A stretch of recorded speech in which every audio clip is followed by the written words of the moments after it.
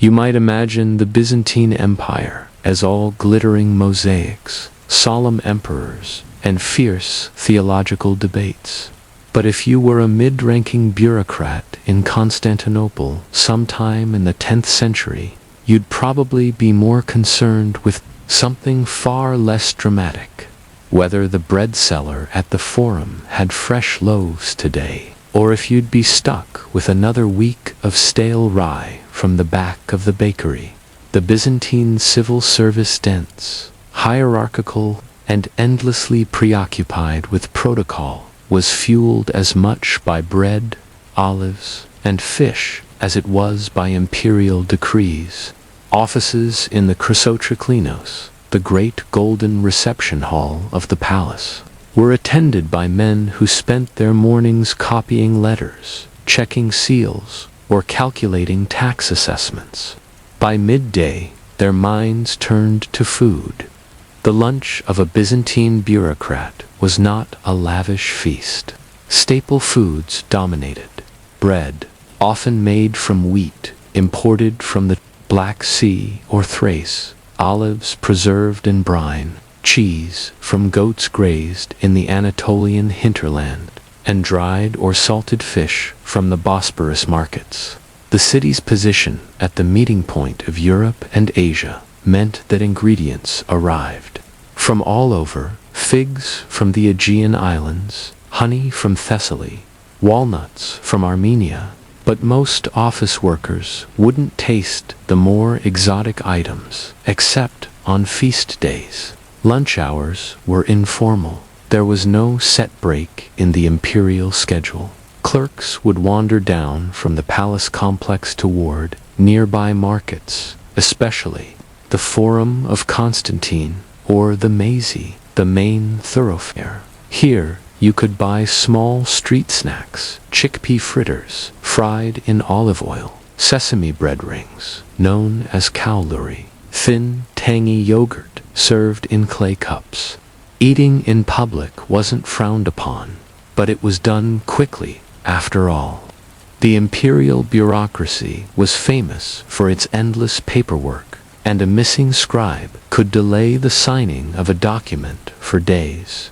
For the slightly wealthier official, a midday meal might include a hot dish, a stew of lentils flavored with onions and coriander, or a small portion of grilled mackerel with vinegar and herbs. Some might send a servant to fetch food from home, bringing it in a lidded clay pot wrapped in cloth to keep it warm.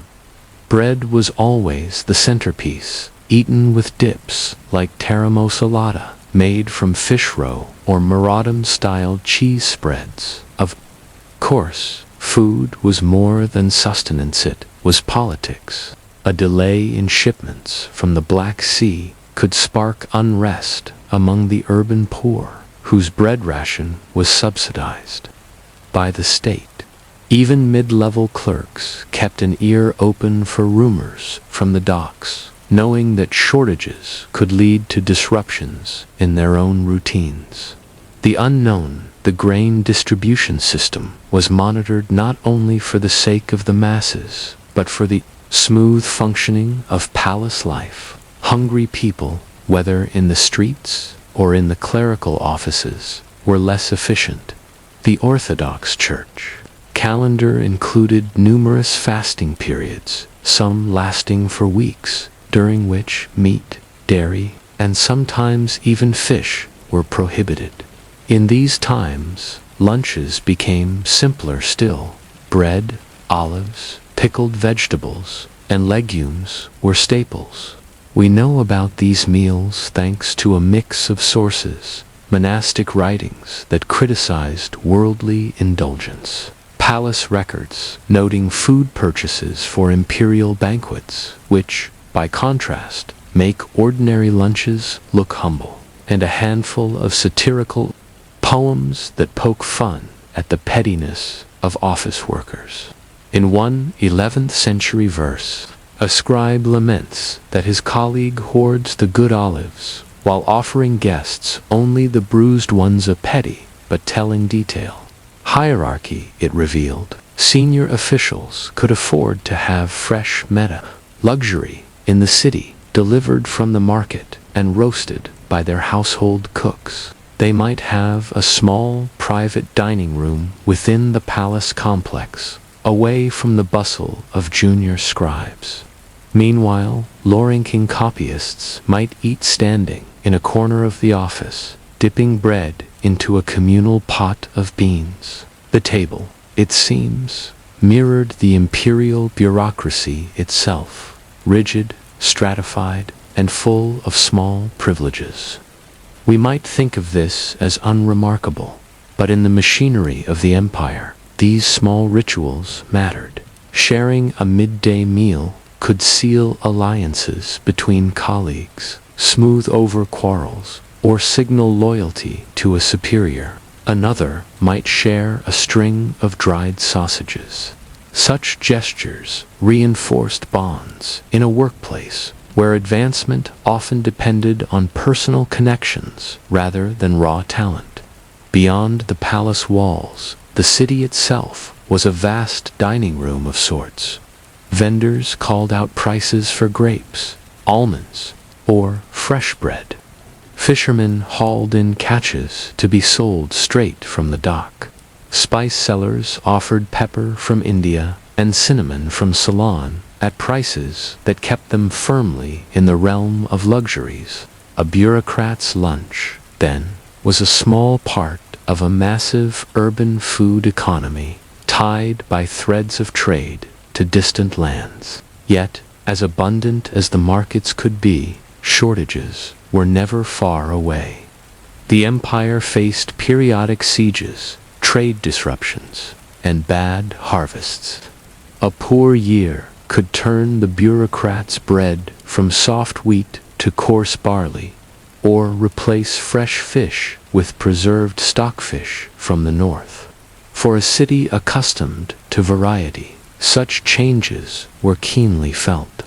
Diaries and letters from the time occasionally record complaints. Today, the bread was heavy and without sweetness. The fish seller brought only the tail end of his catch, and so the Byzantine bureaucrat's lunch was both ordinary and deeply tied to the empire's fortunes, trade, politics, and religion. The bread on the table was as much a product of imperial administration as the edicts signed in the same building. But what then happened when those rhythms were disrupted, when the empire's lifelines of grain and fish were threatened, and the lunch tables of the bureaucrats fell silent? When the grain ships were late, the city of Constantinople did not panic immediately. After all, the capital had endured centuries of interruption storms in the Black Sea, ice on the Danube, the occasional pirate raid along the coast of Thrace. Bureaucrats, ever alert to the flow of goods, were among the first to notice. Their colleagues in the Praefectus Unknownether office, responsible for the grain supply, would murmur in corridors about delayed convoys and inflated prices. For the average clerk, the earliest sign came at the baker's stall. The loaves were smaller, denser, perhaps with a darker crust than usual. Bakers, constrained by regulations on bread prices, compensated for shortages by mixing barley or millet into the wheat flour. The texture was coarser, the flavor more bitter. This was not, strictly speaking, illegal, but it was a visible signal of strain. In such times, the city's agronomia market inspectors played a critical role. They patrolled the bread stalls, weighing loaves, checking prices, and ensuring bakers followed the decreed ratios of wheat to other grains. These inspectors were feared more than loved. They could confiscate goods, levy fines, and in severe cases close a shop entirely. Yet their work was vital. If word spread that the government could not guarantee bread quality or price, unrest would soon follow. The bureaucrats, for their part, adjusted. Lunch menus shifted toward legumes, broad beans boiled with vinegar, lentil stews flavored with leeks, chickpeas fried into patties, salted fish, usually the cheap and pungent gyros preserved variety replaced fresh catches. Olive oil, already expensive, became a precious commodity to be used sparingly. Still, there were advantages to working within the palace complex. The imperial kitchens, though not immune to shortages, had priority access to supplies. A scribe might receive a portion of the palace's bread allotments, till better than the loaves in the open market. Rumor had it that some officials quietly sold a portion of their rations to supplement their incomes, though such transactions were frowned upon and occasionally punished. When shortages were prolonged, the lunch hour became a moment of whispered negotiation. Could one trade a jar of pickled cucumbers for a small wedge of cheese? Would a colleague part with a slice of cured sausage in exchange for a measure of honey? The Philotimiuta Byzantine culture of honor and mutual obligation often extended into these exchanges, binding men together through acts of generosity or remembered debts. It was during the reign of Emperor Romanos the First Lecopenasar, 920 to 944, that one such shortage became the talk of the palace. Chroniclers mention an unusually harsh winter that froze the northern shipping lanes and damaged the wheat harvest in Thrace. Prices spiked, and for weeks the bread was more barley than wheat. One clerk, an otherwise unremarkable tax scribe, named Stephanos, left behind a small collection of letters that survived in a monastery archive. In them, he complains, not bitterly, but with wry humor about his midday meals. Today, he writes in one, I have eaten bread that has the chew of rope and lentils that defy the tooth. Yet I am thankful, for others have none.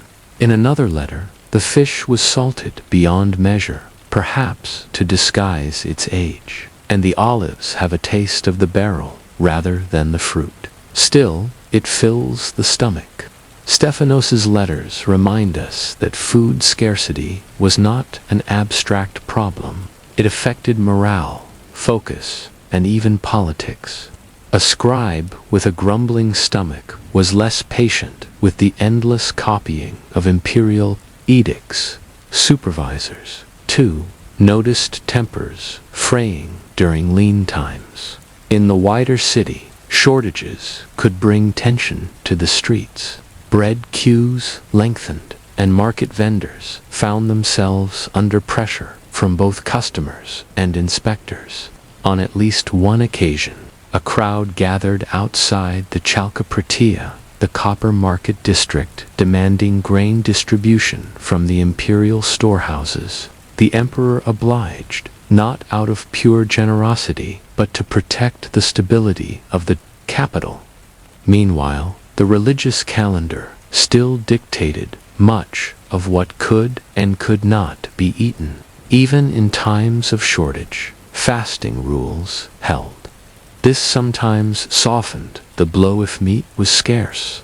A fasting season made its absence less noticeable, but it could also mean that when the fast ended, the city was ill-prepared to meet the sudden demand for meat and dairy.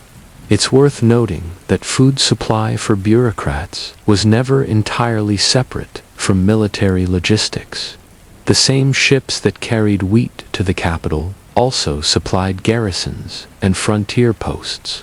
If the army was prioritized during a crisis, the civilian population, including palace clerks, would bear the shortage. And if the army suffered, political instability followed, which could be far worse than a few weeks of bad bread. Despite the hardships, the machinery of the Byzantine state rarely stopped. Scribes still arrived at their desks, quills sharpened, ready to inscribe decrees, compile tax rolls, or draft diplomatic letters. Lunch might be taken standing, eating from a cloth-wrapped bundle brought from home. The meal was fuel for the afternoon's work, nothing more. But scarcity also fostered a certain inventiveness. Dried figs might be rehydrated in wine to create a sweet accompaniment to coarse bread. A handful of herbs from a window box could transform bland legumes. One surviving recipe, scribbled in the margin of an accounting ledger, suggests mixing ground almonds into a barley loaf to improve its texture and indulgence that must have been rare and precious in such times. Byzantine food culture, even in these ordinary lunches, was a web of trade, administration, and survival. The bureaucrats' midday meals tell us not only what they ate, but how they adapted to changing circumstances, how the empire's vast reach could still falter, and how small acts of sharing or ingenuity made a difference. Still, this resilience had its limits. For all their adaptability, the bureaucrats depended entirely on the empire's ability to keep grain and goods flowing into the city. When that flow was cut off entirely, the consequences went beyond bland bread or missing olives. It could shake the very foundations of the imperial court itself. So what happened when the grain ships simply didn't come, when weeks turned to months, and even the palace kitchens began to ration every crumb? When the grain ships failed to arrive for prolonged periods, Constantinople's fragile balance unraveled in subtle but profound ways. It wasn't just that bread became scarce or that fishmongers ran out of stock. The very rhythm of palace life, the silent heartbeat of the bureaucracy, began to falter. One of the clearest crises happened during the early 11th century under Emperor Basil II, R 976-1025, known as the Bulgar Slayer for his military campaigns, but less often remembered for the near catastrophe caused by a failed harvest and maritime blockade. Chroniclers of the time tell us that grain shipments from Egypt and the Black Sea were interrupted by piracy and poor weather, and the palace stores dwindled alarmingly. For the bureaucrats, this meant that their already modest lunches became frugal to the point of austerity. They found themselves reliant on what little was locally available: dried pulses, stale bread scraps, and rare wild herbs for flavor. The palace kitchens rationed their oil and vinegar carefully, and cooks were instructed to stretch meals as far as possible. A typical lunch might be a thin barley porridge, salted fish, and a handful of olives, meager, but enough to keep the body functioning. The impact extended beyond mere hunger. Chroniclers hint at growing discontent in the palace corridors, though never explicitly naming it. We can imagine the rising tension: clerks struggling to keep focus, petition scribes grumbling about pay, and even senior officials facing the humiliating reality of an empty larder. Letters from this period, rare but revealing, speak of weary stomachs and weary spirits. This scarcity was not just a matter of inconvenience. It had political consequences. The emperor, dependent on his bureaucracy for governance, risked paralysis. Officials who might otherwise have been diligent found their concentration slipping. Delays in tax collection and correspondence became common. Some historians speculate that these food shortages contributed to temporary lapses in Basil II's administrative efficiency, even as his military campaigns continued. Outside the palace, the city faced a more visible crisis. Bread riots, though not as explosive as those in later centuries, began to simmer. The unknown system, which regulated grain distribution and prices, was strained beyond its limits. Market inspectors struggled to enforce rationing, and vendors resorted to clandestine sales of better quality bread at inflated prices. The urban poor suffered the most, but the ripple effects were felt by all.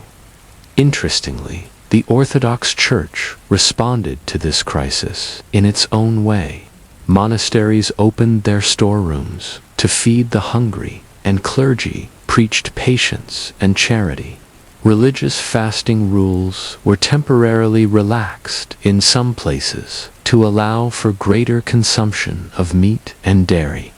Recognizing that the usual austerity was untenable amid famine, liturgical prayers for rain and good harvests were intensified. At the same time, the crisis forced innovation in food procurement.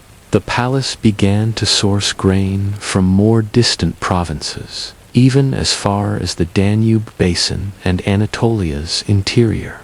Officials were dispatched to negotiate with local landlords, sometimes offering tax incentives in exchange for surplus grain. Although costly and logistically difficult, these efforts prevented a full-scale famine. For the bureaucrats, these measures restored some normalcy, but the scars of scarcity lingered. Food shortages became part of palace lore, cautionary tales recounted by older scribes to their juniors.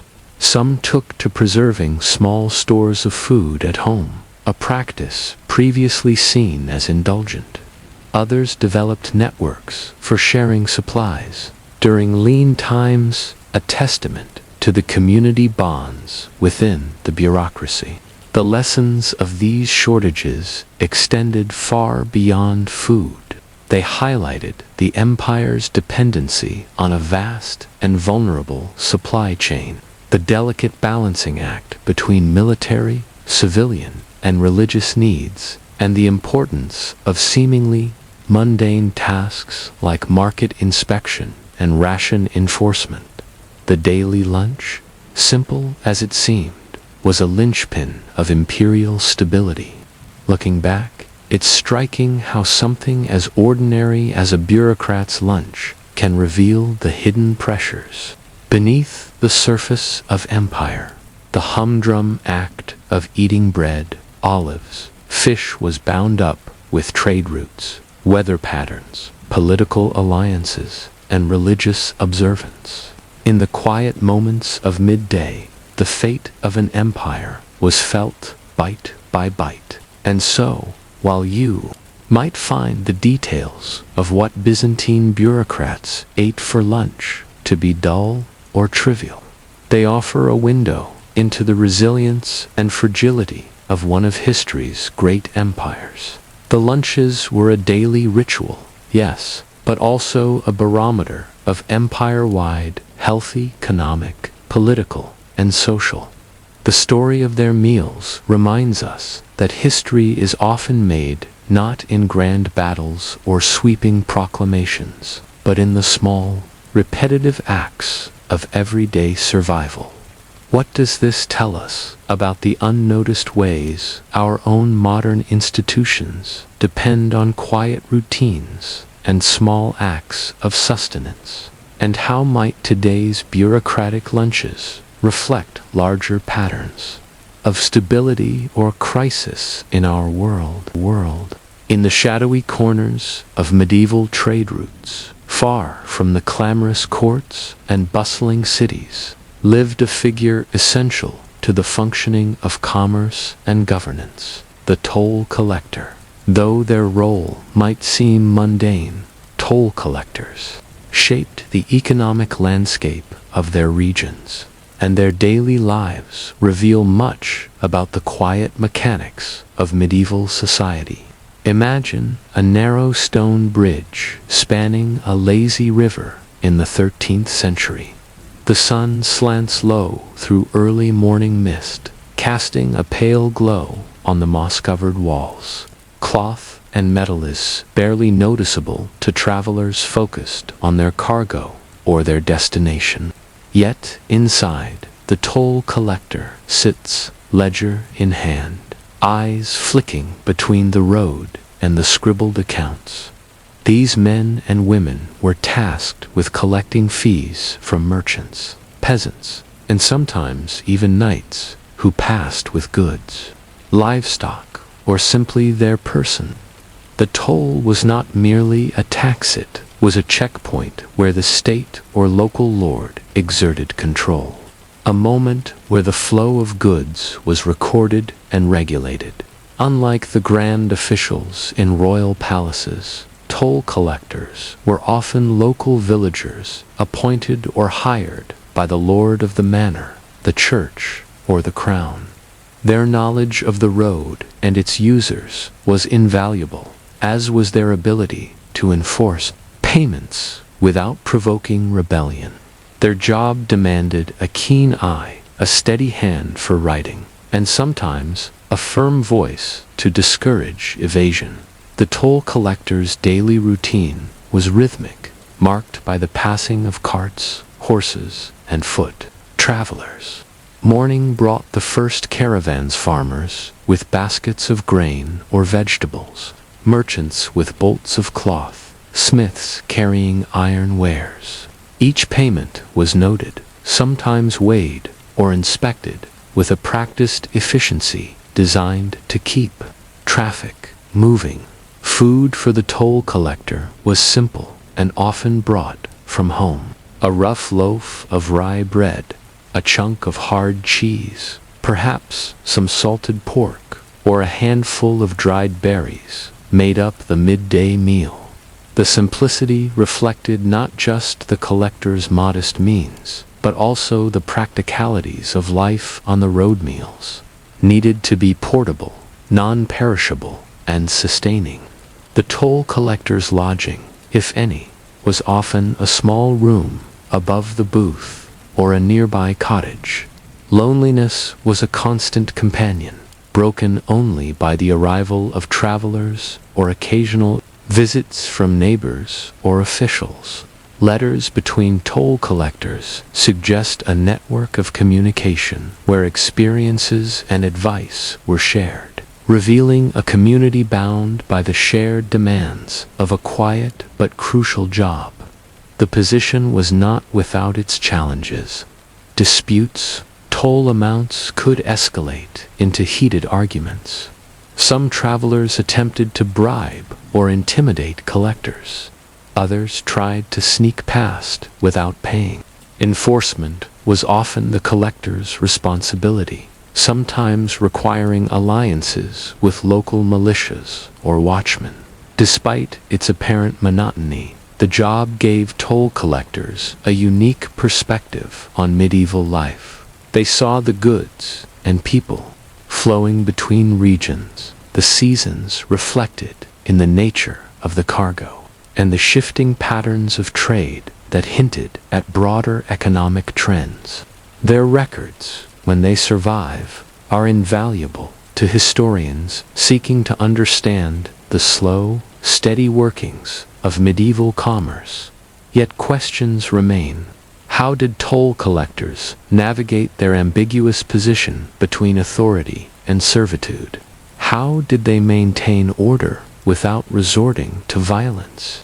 And what did their everyday experiences tell us about the stability or fragility of medieval societies? The toll collector's booth was more than a point of payment. It was a small center of authority, perched on the thresholds of towns, castles, and trade routes. Behind the simple wooden walls, the collector wielded a power both subtle and necessary, acting as gatekeeper to the flow of goods, people, and wealth. The most important tool in the toll collector's arsenal was the ledger. This book, sometimes no larger than a prayer book, but often filled with dense script, recorded every payment received, every exemption granted, and every dispute settled. Each entry was a testament to the daily negotiation between the collector and those who sought to pass. Collectors had to be meticulous. A missing entry could mean lost revenue or accusations of corruption. In some regions, toll collectors were personally liable for the sums they were responsible for, making their task as much about careful accounting as about collecting. This created a constant tension between fairness and enforcement. Travelers came in many shapes and statuses. Peasants, burdened with small wares, paid little but frequently. Wealthy merchants, with caravans of spices, silks, or metal goods, paid more, sometimes negotiating discounts through long-standing relationships. Nobles or royal envoys often passed free of charge, their privilege recorded as well. One challenge was dealing with exemptions. Certain individuals or goods were exempt from tolls by law or custom priests, diplomats, messengers, or goods destined for religious houses. The collector needed to recognize and verify these exemptions without error. Mistakes could cause offense, or worse, legal repercussions. Language barriers could complicate matters, especially on busy routes where traders from distant lands mingled. The collector's knowledge of dialects and customs became an asset. Many learned phrases in Latin, Old French, or German, allowing smoother transactions and fewer misunderstandings. While the job was primarily administrative, there were moments when enforcement required more direct action. Toll collectors sometimes coordinated with local guards to stop suspected smugglers or tax evaders. Stories survive of toll collectors who took a hands-on approach, tracking down those who fled without paying or confronting violent passersby. Yet most preferred to avoid confrontation. Maintaining good relations was often more effective than force. Meals continued to be simple but adapted to circumstances. On cold days, the collector might carry a small pot to prepare gruel or stew over a fire near the booth. During busy seasons, bread and cheese might be supplemented with fresh fruits or roasted chestnuts from passing vendors. Food was fuel for long hours spent alert to traffic and calculations. The toll collector's role also placed them at the crossroads of wider economic trends. They witnessed the ebb and flow of markets' grain moving toward cities before harvests, wool and cloth on their way to coastal ports, iron and salt traveling inland. Seasonal variations shaped not only trade volumes, but also the collector's workload and earnings. Their records provide modern historians with rare insights into medieval economies. Detailed accounts of goods passing through toll points reveal regional specialties and trading partnerships that shaped medieval life. Without toll collectors' books, much of this granular economic history would be lost. The toll collector's existence, while routine, was deeply intertwined with the social fabric. They balanced obligations to their lords, their community, and their own survival. Their modest income depended on prompt collection, but also on avoiding antagonizing travelers who might seek alternative routes or bribe others. How toll collectors managed these conflicting pressures remains partly a mystery. Did they see themselves as mere agents of authority, or did they carve out a distinct identity as mediators of commerce? Dynamics, especially in border regions or contested territories. As trade networks expanded across medieval Europe and into the Mediterranean, toll collection became both more vital and more complex. the quiet life of a toll collector was anything but static. It was a frontline position in the ever-shifting currents of medieval trade law and politics. The toll collector's role in medieval society reached far beyond the mere transaction of money. As trade routes expanded and political boundaries shifted, these humble officials became linchpins in the vast, often fragile networks of medieval commerce and governance. Their small booths stood as sentinels of authority, places where the economic lifeblood of kingdoms pulsed quietly away from the grand halls and battlefields. By the late Middle Ages, the importance of toll collection had grown significantly, particularly in times when warfare or poor harvests strained other income streams. Yet this opportunity came with increased scrutiny and higher expectations. Collectors faced growing challenges as merchants and travelers found ways to circumvent tolls. Hidden routes through forests or along rivers allowed evasions, requiring more vigilant patrols and cooperation with local militias. Smuggling became a constant threat, and accusations of collusion between toll collectors and smugglers were common, reflecting the precarious balance of power and trust in medieval governance. Still, many collectors were dedicated to their duties. Their ledgers grew thick with entries recording the myriad goods that passed through their checkpoints: sacks of grain, barrels of wine, bolts of cloth dyed in distant lands, even exotic spices and rare metals. These records were more than mere accounts. They were the written memory of trade itself. The toll collector's modest meals still often rye bread and cheese. Perhaps a bit of salted meat were a daily ritual amidst the flow of commerce. Even as the medieval world evolved, the rhythms of their work remained consistent, observing, recording, and enforcing. In this way, toll collectors formed a quiet backbone to economic life, preserving order and enabling growth. But what of their personal lives? The isolation of the toll booth meant toll collectors often lived solitary existences. Marriages and families, when possible, offered some reprieve. Local communities sometimes looked upon collectors with suspicion, seeing them as agents of taxation and control. Yet others recognized their role in sustaining trade and prosperity. The toll collector's story invites reflection on the hidden cogs that keep societies turning. While battles and monarchs dominate history books, it is the unheralded work of these men and women that ensured the practical functioning of medieval states.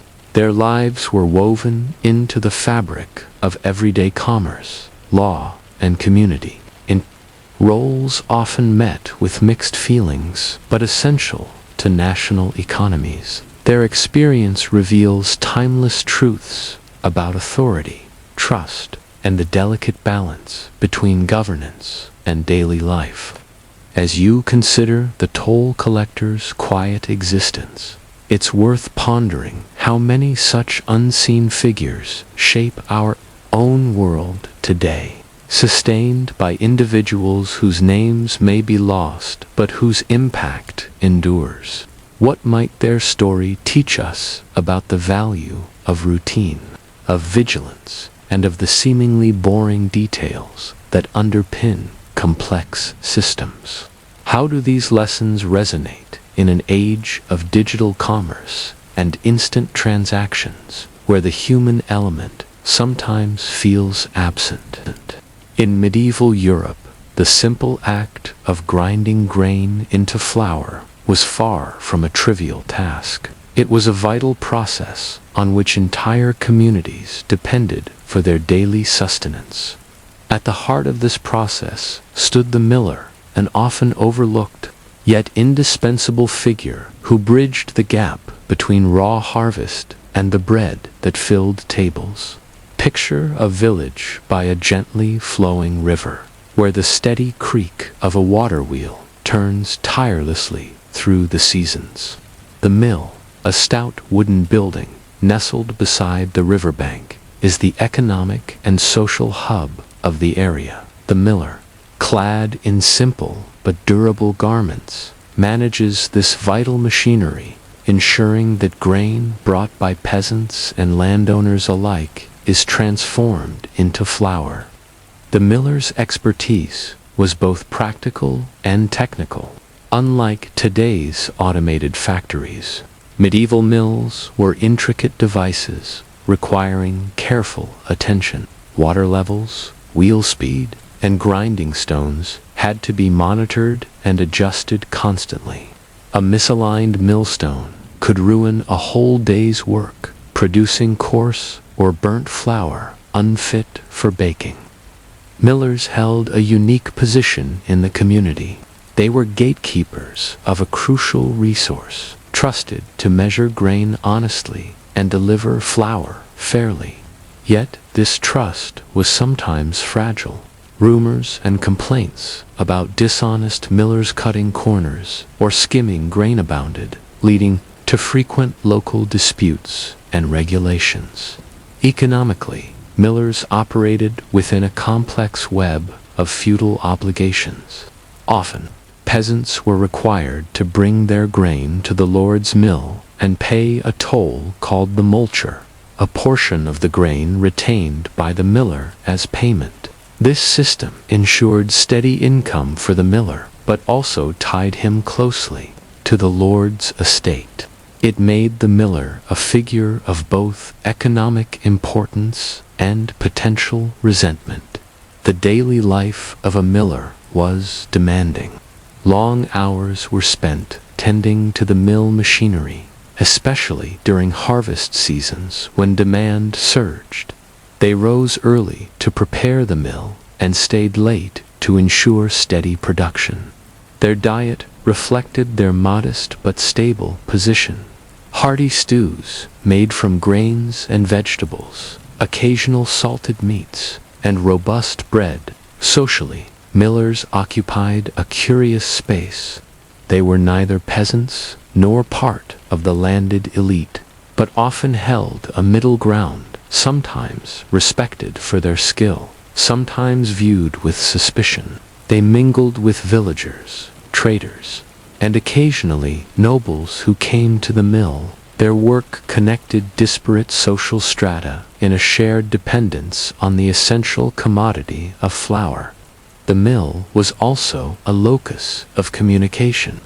Villagers exchanged news, disputes were aired, and local gossip spread as grain was weighed and ground. The miller, by virtue of his central role, often knew much about the community's goings-on information that could be as valuable as any coin. But the miller's work was not without risks. Floods could damage the mill or wash away water channels. Mechanical failures could halt production. Political upheavals could disrupt supply chains. The miller needed not only technical skill, but resilience and adaptability. How did millers navigate these challenges? How did their role evolve with changing technology and social structures? And what can their experience tell us about the intersection of technology, economy, and daily life in medieval society? By the 12th and 13th centuries, the role of the miller had grown even more complex as mills became more widespread and essential to medieval economies. The technology itself, while still rudimentary by modern standards, evolved in important ways. Innovations like improved water wheel designs and the gradual introduction of windmills began to reshape how grain was processed and how millers managed their craft. Watermills remained the backbone of grain processing, often situated on rivers. that provided reliable flow throughout the year. Millers had to maintain not only the grinding stones and gears, but also the water channels, dams, and sluices that regulated the flow. Seasonal fluctuations required constant attention. Droughts meant water shortages, threatening the entire operation. Floods could cause catastrophic damage. Windmills, appearing first in parts of the Low Countries and England, added a new dimension to milling. Unlike watermills, windmills were not bound to waterways and could operate in more diverse locations. This development brought both opportunities and challenges for millers, who had to learn new technologies and adapt to different environmental factors like wind patterns. The economic relationship between millers and their communities was often fraught. Many peasants resented the lord-mandated obligation to use the lord's mill and pay the mulcherofen a fixed portion, such as 1/16 or 1/8 of the grain. The miller's toll could feel like an additional tax, and disputes over its fairness were common. Some villages recorded formal complaints or even revolts against millers, perceived as greedy or corrupt. Despite these tensions, millers generally held a secure place within the local economy. Their income allowed them a measure of independence and, occasionally, modest wealth. Some millers expanded their operations, acquiring multiple mills or renting additional land. Their status could rise, allowing them to participate in local governance or guilds that regulated milling practices. The technical skills required were considerable. Millers had to understand the mechanics of millstones, the right grain-to-flour ratios, and how to detect impurities or moisture levels that could spoil flour quality. A good miller could ensure a steady supply of fine flour, while a poor one might produce flour full of husks or overground grain unsuitable for baking. Health risks were also a part of the miller's life. The constant exposure to grain dust created respiratory hazards. Injuries from machinery-caught fingers, falls, or heavy lifting were common. The miller's physical stamina was tested daily from dawn till dusk, with little respite during busy seasons. Socially, millers navigated a delicate position. While necessary and often respected for their skills, they were sometimes viewed with suspicion or disdain. Folklore and popular stories sometimes portrayed millers as cunning or deceitful, a reflection of the unease people felt toward those who controlled essential resources. Yet, beyond these stereotypes, millers often served as informal community leaders. Their central location and daily interactions made them repositories of local knowledge. They could mediate disputes, relay news from distant markets, and connect rural producers with urban consumers. In this way, millers helped weave the social and economic fabric of medieval life.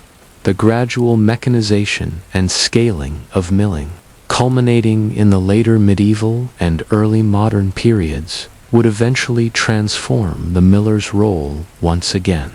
But during the High Middle Ages, their work remained a cornerstone of survival and prosperity, quietly shaping the rhythms of daily life. What challenges did millers face as the medieval world changed? How did innovations in milling technology affect their livelihoods? And how did the miller's social role evolve in response to shifting economic and political landscapes? As the Middle Ages progressed into the later centuries, the world of the miller continued to evolve, shaped by technological advances, social shifts, and economic changes. By the 14th and 15th centuries, milling had become more than a local craft. was a crucial component of emerging market economies that connected rural producers with urban consumers and distant trade centers. One of the most significant changes was the spread of more sophisticated milling technologies. Water mills were improved with better gearing systems and stone dressings that allowed for finer, more consistent flour. Windmills multiplied across northern Europe, especially in the Low Countries and England, where water power was less reliable. These advances increased productivity and required millers to develop new technical skills, adapt to varied climates, and manage more complex operations. This period also saw increasing regulation. Towns and lords issued detailed laws governing mill operation, grain quality, milling fees, and weights. Guilds and associations formed to protect millers' interests, maintain standards, and settle disputes. While these regulations aimed to reduce abuses, they also imposed limits on millers' independence, creating a balancing act between authority and enterprise. The social status of millers shifted in response. In some regions, they gained prestige as skilled artisans and essential economic actors, participating in local councils or investing in property. In others, suspicions lingered, reinforced by tales and stereotypes portraying millers as sly or untrustworthy. These mixed reputations revealed the complicated relationship medieval societies had with those controlling vital resources. Economically, the miller's role was central to broader patterns of market expansion. Flour was a staple commodity, and the ability to produce it efficiently influenced urban growth, military provisioning, and even international trade. Mills themselves became valuable assets, often granted as fiefs or leased for profit, integrating millers into the feudal and early capitalist systems. The miller's personal experience mirrored these shifts. While the work remained physically demanding and sometimes dangerous, many millers found opportunities for social mobility. Records from towns show millers marrying into merchant families, acquiring land, or serving as tax collectors themselves. Their lives were a testament to the quiet possibilities within medieval society's strict hierarchies. Yet challenges persisted. Political upheavals, wars, and epidemics such as the Black Death disrupted supply chains and labor availability, impacting milling operations. Environmental factors like droughts or floods could devastate mills, requiring costly repairs or rebuilding. Millers needed resilience and resourcefulness to navigate these uncertainties. Reflecting on the miller's world, we see the importance of seemingly mundane professions in sustaining complex societies. Their work connected earth to table, labor to survival, and technology to tradition. Without millers, the rhythms of medieval life, harvest, baking, feasting would falter, underscoring the profound impact of ordinary trades. In today's world, where flour production is industrialized and often invisible to consumers, the miller's story reminds us of the human effort embedded in every loaf of bread. It invites us to consider the value of craftsmanship, the dynamics of trust and suspicion, and the enduring significance of daily labor in shaping history. How might the miller's blend of technical skill, economic negotiation, and social mediation inform our understanding of labor and community today? What lessons does their experience offer about adapting to change while maintaining essential traditions? And, perhaps, how does their quiet contribution to survival echo in the unnoticed? work that sustains modern life. Imagine walking through the cobbled streets of a bustling medieval town, vendors calling out their wares, merchants bartering loudly, horses clattering on stone. Amid the noise, one voice rises above all others, the town criers. This figure, often overlooked in grand historical narratives, was a vital conduit of information, order, and authority, weaving together the fabric of urban life in an era before newspapers, radio, or the internet.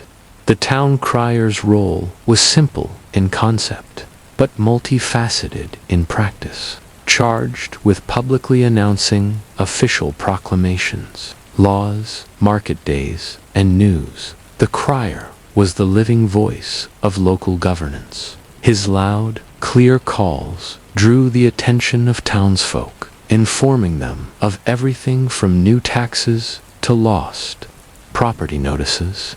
Every morning, the crier prepared for a day on foot, equipped with a bell to attract attention, and sometimes a scroll or tablet bearing the official message. His attire often reflected his status, brightly colored tunics or tabards bearing the town's emblem. Despite this, his position was not one of privilege, but a demanding and sometimes precarious job. Town criers operated in an environment that was as noisy as it was chaotic.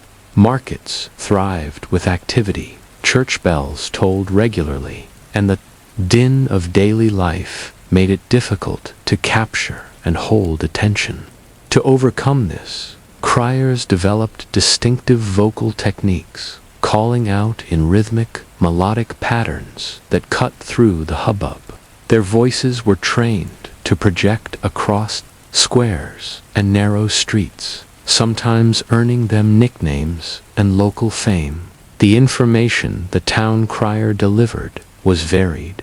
Beyond official decrees, criers shared news of royal visits, public executions, or local disasters. They also conveyed practical details, such as the arrival of ships in port, announcements of fairs, or reminders of curfews. In times of crisis, plagues, fires, invasions, the crier's voice was critical in spreading urgent warnings. Despite their importance, town criers often occupied a tenuous social position. They were employees of the town or the ruling lord, and their pay was modest.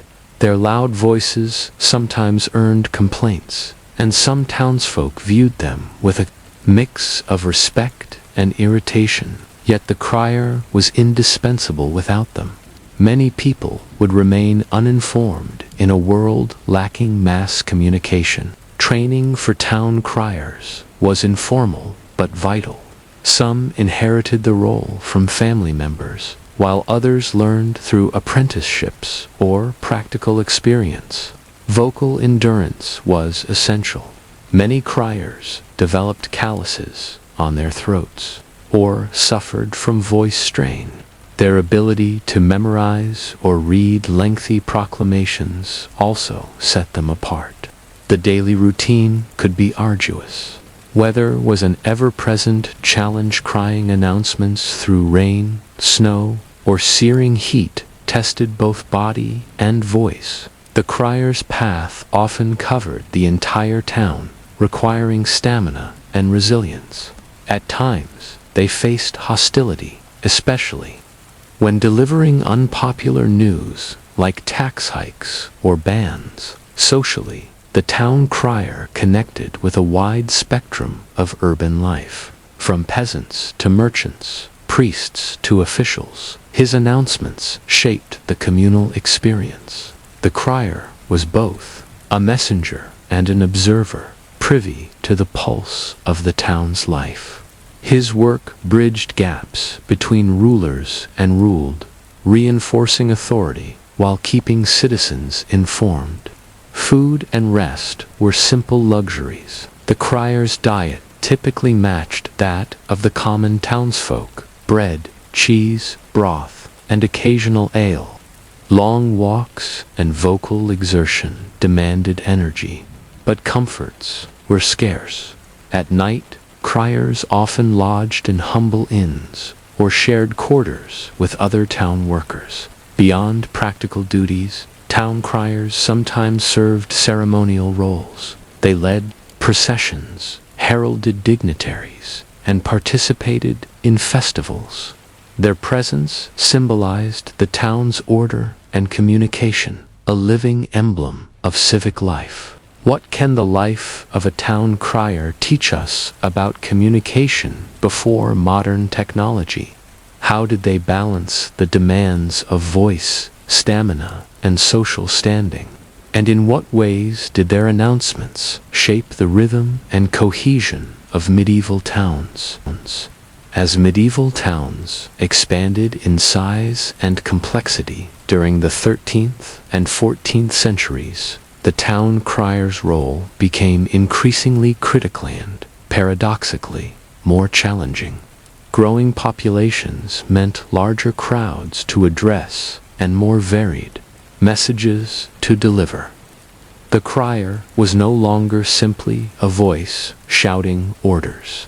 He became a central figure in the intricate social and political web of urban life. One of the most important aspects of a town crier's work was ensuring accuracy and authority in communication. Because illiteracy was widespread, many townspeople depended entirely on the crier's announcements to understand laws, tax requirements, and public notices. A single mistake could cause confusion or even unrest. Thus, criers often worked closely with town clerks or magistrates, carefully rehearsing proclamations to avoid errors. The crier's voice was more than just loud. It was an instrument finely tuned to the needs of the community. Some developed particular phrases or rhythmic cadences that became instantly recognizable, giving a sense of continuity and trustworthiness. It was not uncommon for a crier to be known throughout the region for his booming bell and distinctive calls. His voice an auditory landmark amid the city's bustle. The bell itself was a vital tool.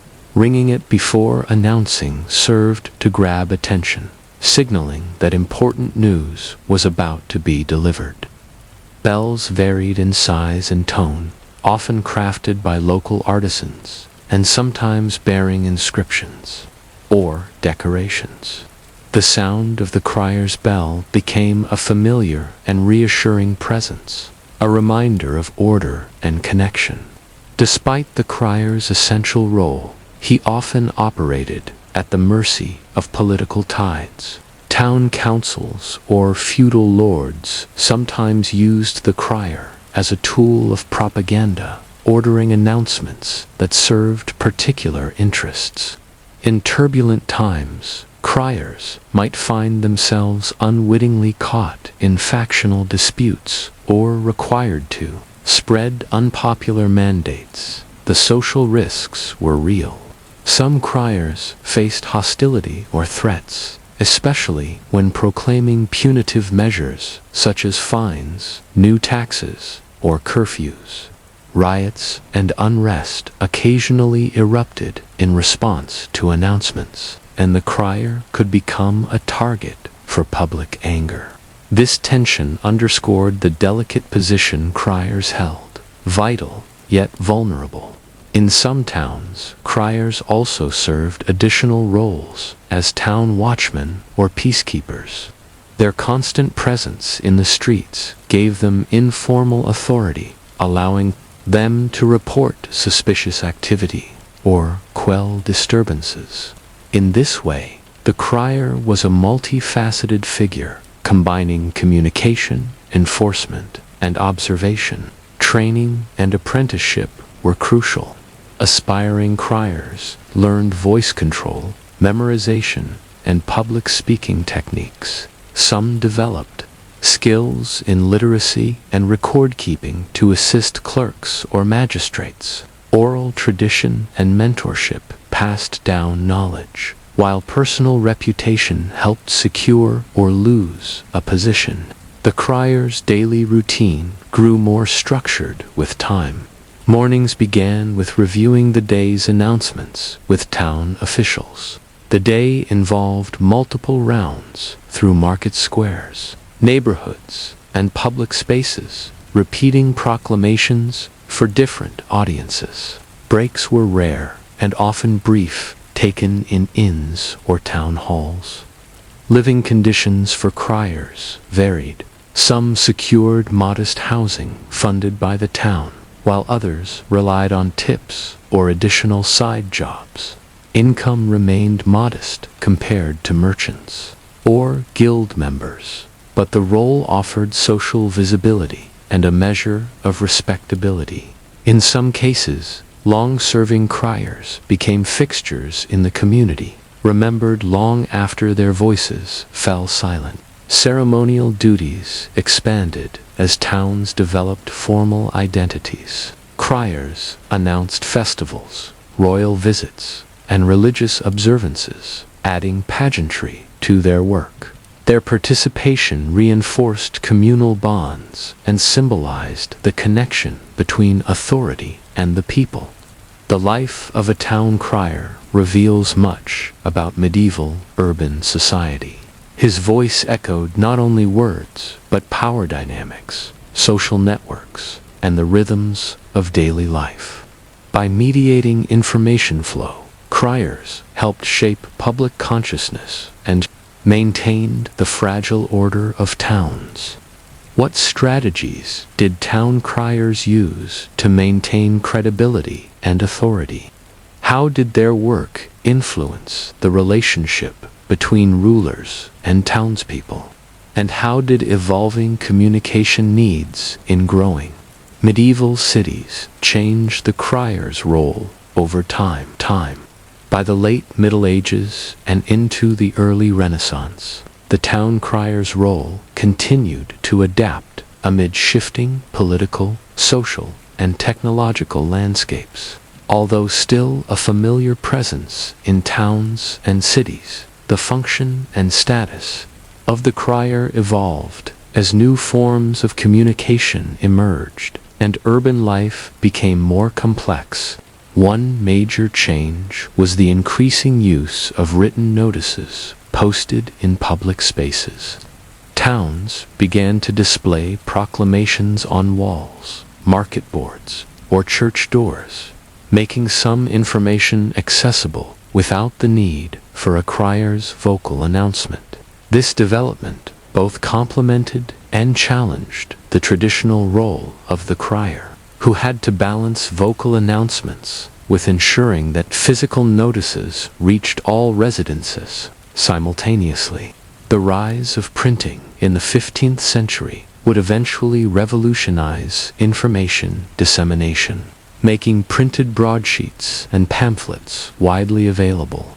Although these technologies were slow to reach many rural and smaller urban areas, they foreshadowed a future in which the town crier's voice would no longer be the sole or primary channel for public communication. Despite these shifts, the town crier remained an enduring figure well into the early modern period. Their ability to adapt by combining vocal proclamation with distributing printed materials or assisting officials ensured their survival. In some cases, criers even became professional announcers at courts or city halls, reflecting a new ceremonial significance. The social role of the crier deepened as well. As town governance became more bureaucratic, criers sometimes took on clerical responsibilities, helping to maintain records or collect fees. Their familiarity with the populace also made them effective intermediaries in disputes or local administration. However, the tension between authority and popular opinion persisted. The crier's announcements could spark riots or protests, especially when news was unwelcome or taxes increased.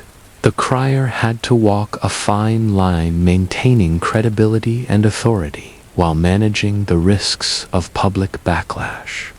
Reflecting on the town crier's place in history reveals the importance of communication in social order.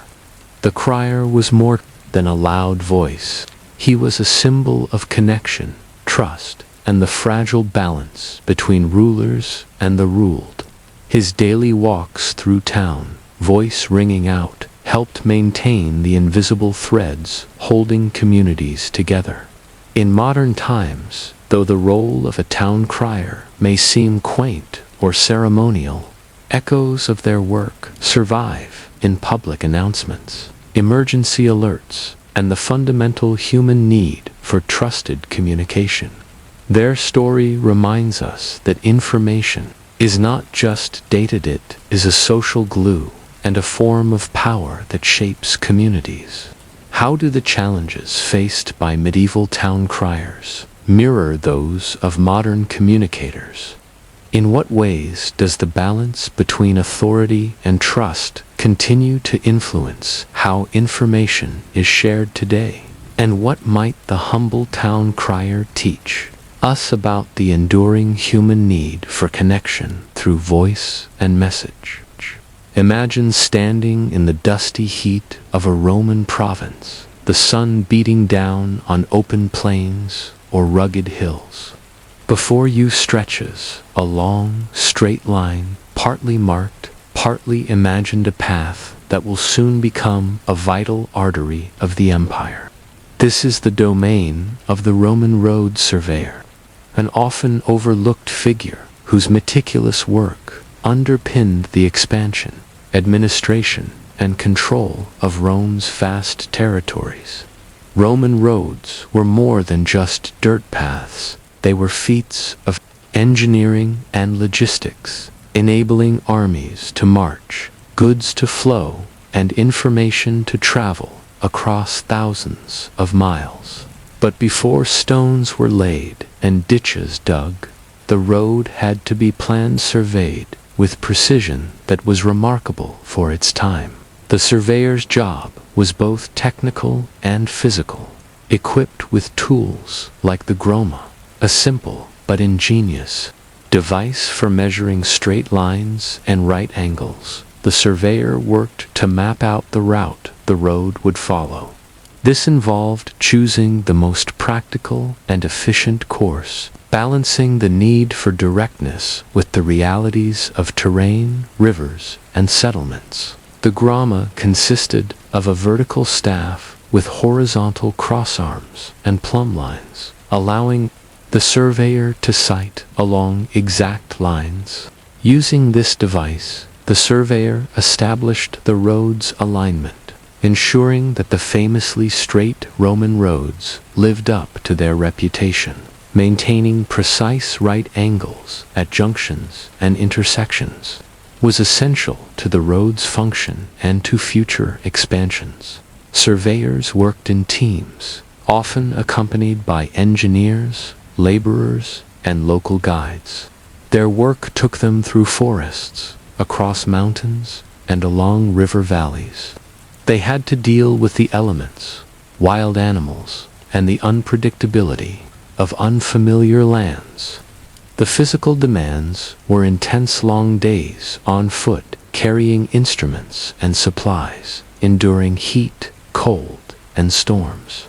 Planning the road also meant negotiating with local populations and landowners. Surveyors sometimes encountered resistance or suspicion in newly conquered regions. Their presence signaled Roman authority and impending infrastructure projects that could disrupt traditional ways of life. Diplomacy and firmness were part of the surveyor's skill set. The surveyor's measurements were recorded meticulously on tablets or scrolls, often in Latin, detailing distances, elevations, and landmarks. These records would guide the engineers and laborers who constructed the roadbed, laid paving stones, and built bridges and drainage systems. Accuracy was vital. Errors could lead to costly detours or unsafe routes.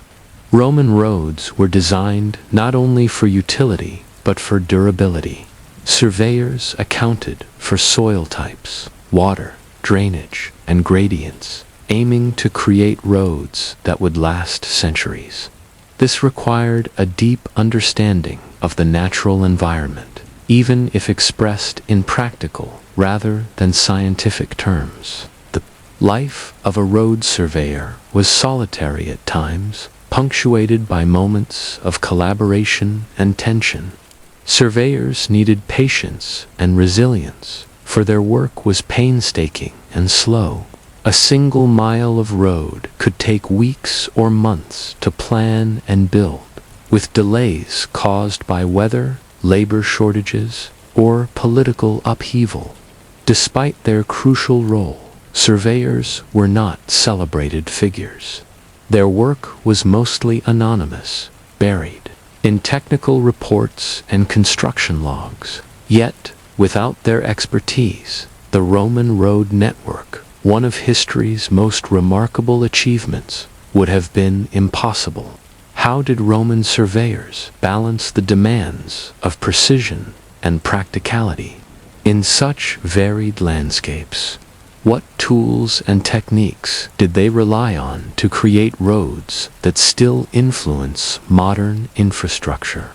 And how did their work reflect broader Roman values of order, control, and connectivity?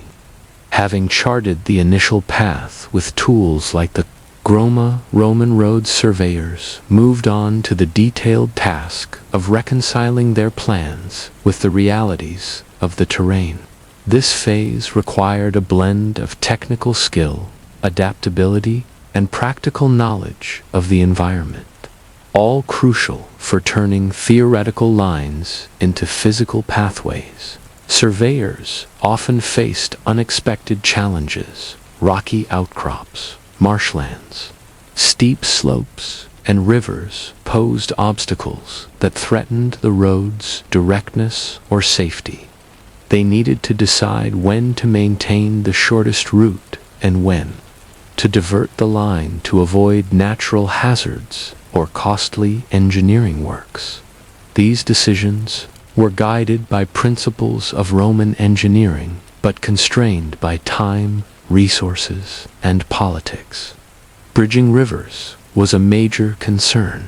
Surveyors had to locate suitable crossing points, ideally shallow fords or narrow gaps between cliffs, and plan for the construction of bridges or causeways. Sometimes this meant altering the route significantly. The famous stone bridges of Rome's empire were preceded by precise surveying to ensure stability and longevity. Drainage was another critical issue. Surveyors assessed the slope of the land to design roads with adequate camber-slite convexity to shed rainwater and prevent erosion. They also marked out ditches alongside roads to channel water away. In wet regions, this work was painstaking and essential for the road's survival. To measure elevation changes, surveyors used the dioptra or chorobate surly leveling instruments that allowed for more precise readings of gradients than the groma. These tools enabled engineers to design ramps and embankments that armies and wagons could safely traverse. The social dimension of the surveyor's work became more apparent as Roman expansion continued. Surveyors acted as agents of imperial authority, marking out roads that symbolized conquest and control. Their presence was a tangible sign to local populations that Rome intended to integrate the area into its vast network, for better or worse. Interactions with local communities varied. Some welcomed the roads for the trade and mobility they promised. Others resisted the loss of land or disruption to their traditional routes. Surveyors sometimes negotiated compensation or permissions, balancing diplomacy with the implicit threat of imperial power. The surveyor's records grew more detailed with time. Standardized measurements, written reports, and maps, itineraria, documented the routes, distances between stations, and features along the way. These documents were essential for military logistics, administration, and communication. Surveyors were part of a larger logistical apparatus that included engineers, architecti, laborers, opera, and military units. Coordination was key. A delay in surveying could halt construction, affecting troop movements or economic plans. Precision was rewarded, while errors could have serious consequences. Living conditions for surveyors varied with their assignments. In peaceful provinces, they stayed in inns or official lodgings. In volatile frontiers, they traveled with military escorts or set up temporary camps. The job demanded both physical endurance and mental acuity. Despite their technical expertise, surveyors were not among Rome's elite. Their status was that of skilled technicians, respected for their knowledge, but often overlooked in historical accounts. Still, their work laid the groundwork literally and figuratively for the empire's cohesion. Roman roads themselves became symbols of the empire's power and reach, and surveyors were the unsung architects of this legacy. The straight lines traced by their instruments echoed Rome's ideals of order, rationality, and control over nature. And people, what pressures did surveyors face, balancing imperial ambition with local realities? How did their technical knowledge influence military and economic outcomes? And what legacy did their roads leave for the centuries that followed? As Roman roads stretched farther into the empire's farthest reaches, the surveyor's work remained fundamental, not just for the initial construction, but for the ongoing maintenance and expansion of this vast network. Their meticulous efforts left a legacy that shaped military, economic, and social realities for centuries.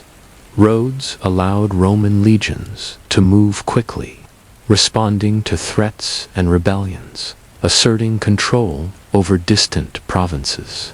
The precision of the surveyors ensured these routes were reliable, minimizing delays caused by poor planning or terrain challenges. The empire's ability to project power hinged on such infrastructure. Beyond military purposes, roads facilitated trade, spreading goods, ideas, and cultures across regions. Market towns flourished along roadways, benefiting from the accessibility and the constant flow of travelers. Surveyors indirectly supported this economic vitality by laying the foundations for efficient routes. Surveyors' records and maps became administrative tools, helping governors plan logistics and manage resources. Their work, though technical and often invisible to everyday people, shaped the daily life of the empire.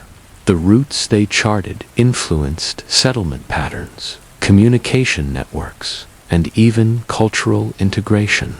With the fall of the Western Roman Empire, many roads fell into disrepair, but their paths persisted, influencing medieval trade routes and the development of future cities. Some Roman roads remain in use today, testament to the durability and foresight embedded in their design. The surveyor's techniques, measuring tools, alignment methods, and surveying principles laid groundwork for modern civil engineering and cartography. Their blend of practical problem-solving and empirical observation represented an early scientific approach to landscape and infrastructure. Yet the life of a Roman road surveyor was never glamorous, often working in harsh conditions, traveling long distances, and navigating political complexities. They balanced technical precision with the unpredictable realities of empire building. Their work also reflected broader Roman values: discipline, organization, and the quest to impose order over chaos. Roads symbolized Rome's ambition to bind diverse peoples into a coherent whole, facilitating control and cultural exchange. In modern times, the story of Roman surveyors reminds us that infrastructure is not merely physical, but social and political. It embodies power, connection, and the human drive to shape the environment for collective purposes. How do modern engineers echo the challenges and skills of Roman surveyors? What lessons can we draw from their balance of technology, diplomacy, and perseverance? And in what ways do the roads beneath our feet carry the imprint of ancient hands and minds? Picture yourself in Victorian England, walking briskly through fog-laden streets or dusty village lanes, carrying a satchel heavy with letters, newspapers, and small parcels. You are a postman, a figure, both ordinary and essential, responsible for connecting people in an era before telephones and the internet. Your daily grind might seem uneventful, but within it lies a world of order, routine, and quiet resilience that kept a sprawling empire connected. The 19th century was a transformative period for the postal service in Britain. The introduction of the penny post in 1840, with its iconic adhesive stamp, revolutionized communication by making letter sending affordable for the masses. Like you, your route is carefully assigned, stretching across neighborhoods or countryside, designed to maximize efficiency. Each morning, you collect your mail from the local post office, sorting and organizing it before setting out. The weight of your bag fluctuates with the day's correspondence, sometimes light with a few personal letters, other times laden with official notices and newspapers. The postman's pace is steady but unhurried, rhythm developed through years of experience. Speed is important, but so is accuracy. Every letter must reach the right doorstep, and you develop intimate knowledge of your route, which houses have mailboxes, which families receive daily newspapers, and where neighbors exchange gossip or complaints about late deliveries. The uniform you wear is practical, designed for visibility and durability.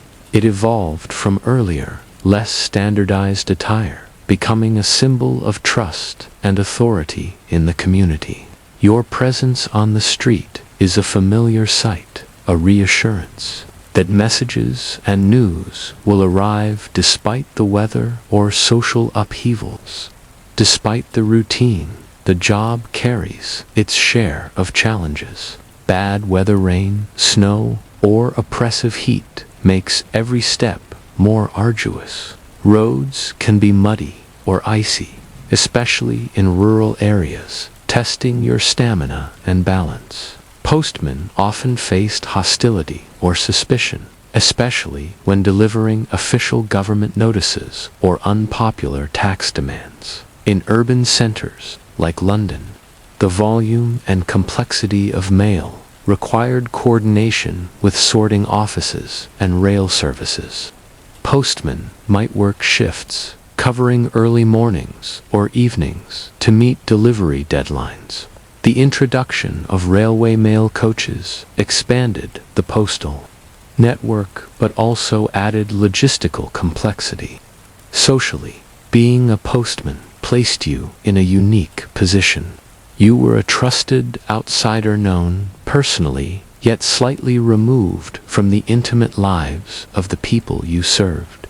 Your knowledge of local affairs, gleaned from conversations or overheard snippets sometimes made you an informal news source or confidant. Payment and working conditions improved gradually during the Victorian era, but the work remained physically demanding and often monotonous. Still, many postmen took pride in their role, valuing the stability and community status it provided.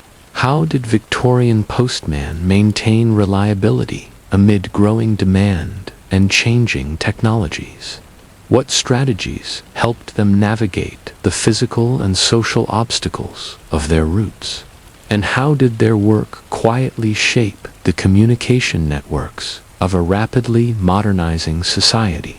Having established the routine of a Victorian postman's daily rounds, it's important to delve deeper into the challenges and nuances that shaped this essential but often overlooked role. While the penny post democratized communication, the sheer volume of mail and the social complexity of Victorian Britain placed considerable demands on postmen, testing their endurance, adaptability, and social skills. By the mid-19th century, the British postal system was one of the largest and most efficient in the world. However, this efficiency depended heavily on the labor of thousands of postmen spread across cities, towns, and rural areas. The increase in literacy rates and the expansion of newspapers meant mail traffic grew exponentially, and postmen found themselves at the heart of a rapidly evolving communication network. The physical demands of the job were relentless. Postmen typically walked 10 to 15 miles a day, often in all weather conditions. Rain was a constant companion in much of Britain, turning streets to mud and making leather boots heavy and uncomfortable. Snow and ice brought their own hazards, slowing progress and risking injury. On hot summer days, the weight of a mailbag and the thick woolen uniform made the work exhausting. Railways transformed mail delivery during this period, enabling faster transportation of letters between cities. But the last mile, the delivery from sorting office to recipients, still depended on the postman's feet. In rural areas, postmen might ride horses or bicycles as technology progressed, but walking remained the norm in many places, preserving the intimacy of their connection with the communities they served. Social interactions were a subtle but significant part of the postman's work. Familiarity with residents allowed postmen to recognize which households were likely to be home, which were expecting urgent letters, and which were less welcoming. Some postmen became fixtures of their neighborhoods, greeted warmly by children and adults alike, while others encountered suspicion, especially in areas with distrust of government authorities. One lesser-known aspect of the job involved delivering official notices, tax assessments, jury summonses, or eviction warnings. These documents could provoke tension or outright hostility. Postmen had to maintain professionalism and composure, often calming agitated recipients or navigating fraught conversations. Their neutrality was key. They were messengers, not policymakers. The Victorian Postal Service also introduced innovations like pillar boxers, public mailboxers, making it easier for people to send letters without visiting the post office. Postmen collected mail from these boxes, integrating new infrastructure into their routines. This shift expanded their responsibilities as timely collection became as important as delivery. Behind the scenes, the postal system required strict discipline and coordination. Postmen adhered to schedules tightly linked to train arrivals and sorting office operations. Delays could cascade, affecting not only individual routes, but the entire network Supervisors monitored performance closely, and postmen faced penalties for tardiness or lost mail. Training and hierarchy within the postal workforce reflected Victorian social structures. Entry-level postmen earned modest wages but could advance to supervisory roles or specialized positions, such as night postal workers or railway mail clerks. Career advancement offered incentives but required years of service and demonstrated reliability. Despite the drudgery and occasional dangers, sometimes a society undergoing rapid industrialization, urbanization, and social change. Their footsteps carried not only letters, but the lifeblood of commerce, politics, and personal relationships. As we consider the postman's world, we are reminded of the broader themes of trust, routine, and connection. How did Victorian postmen negotiate the tension between anonymity and familiarity?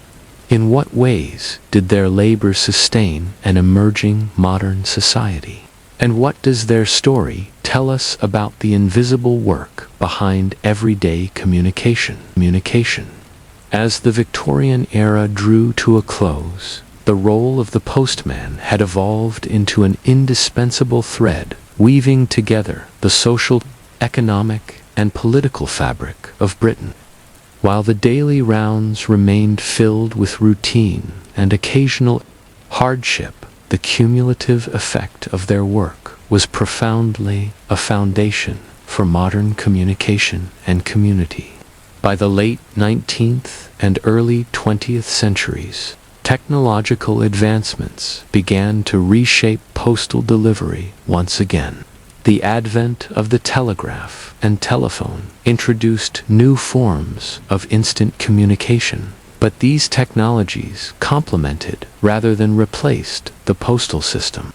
Letters continued to carry personal messages, legal documents, and news, especially in rural areas where telephones were scarce. The postman's job also gained symbolic weight. Their uniform, once a practical necessity, became a symbol of public service and reliability. Literature and art occasionally depicted postmen as humble heroes of the everyday, those who carried not just mail but hope, news of births or deaths, job offers, and political updates. The postmen themselves developed informal networks, sharing information and supporting one another through the physical and emotional demands of their work.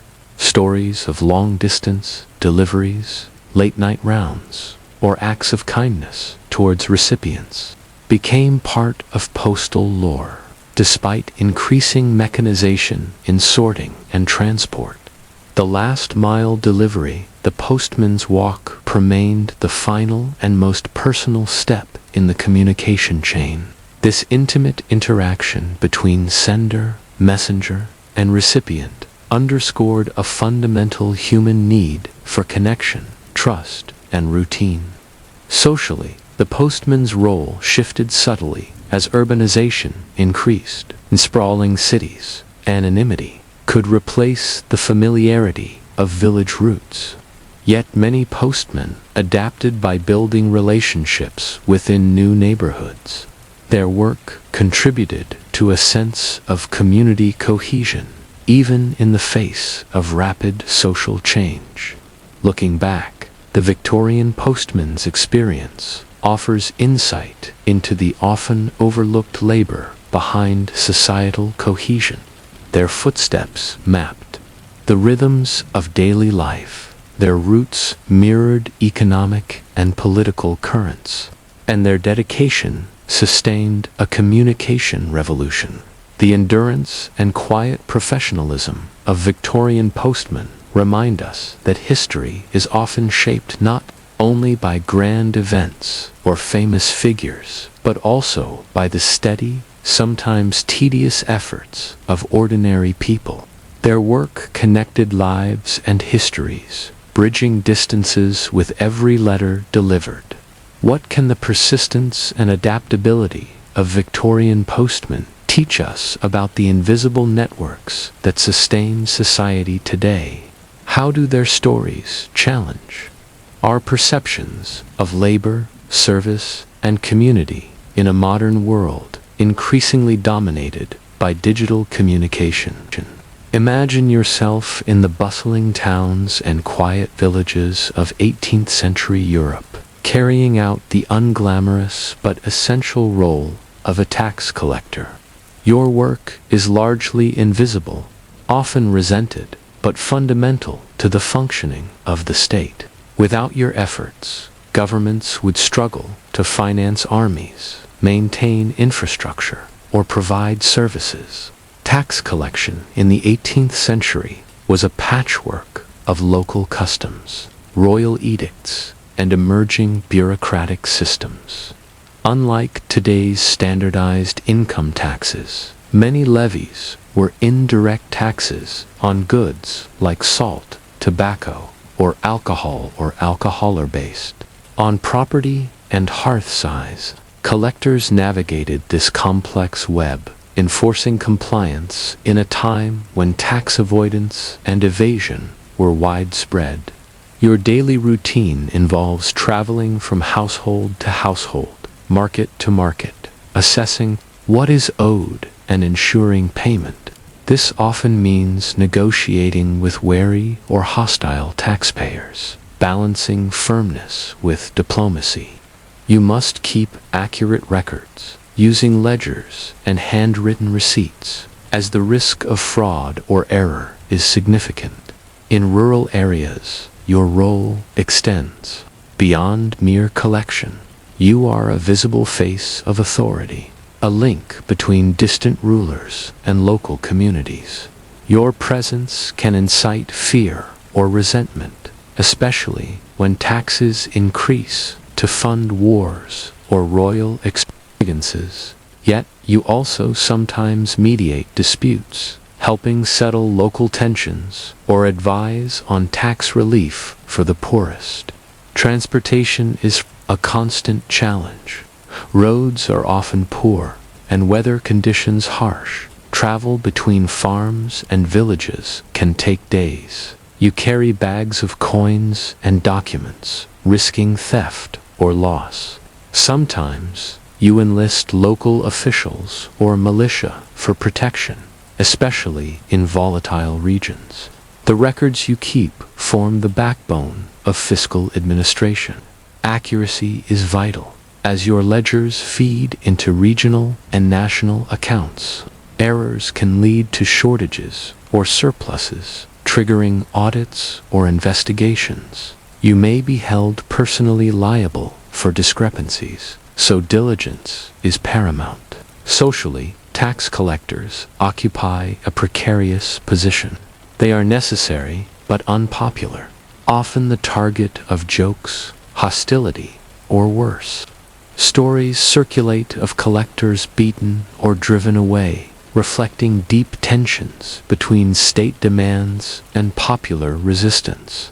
Yet, some collectors gain respect through fairness and kindness, fostering grudging acceptance.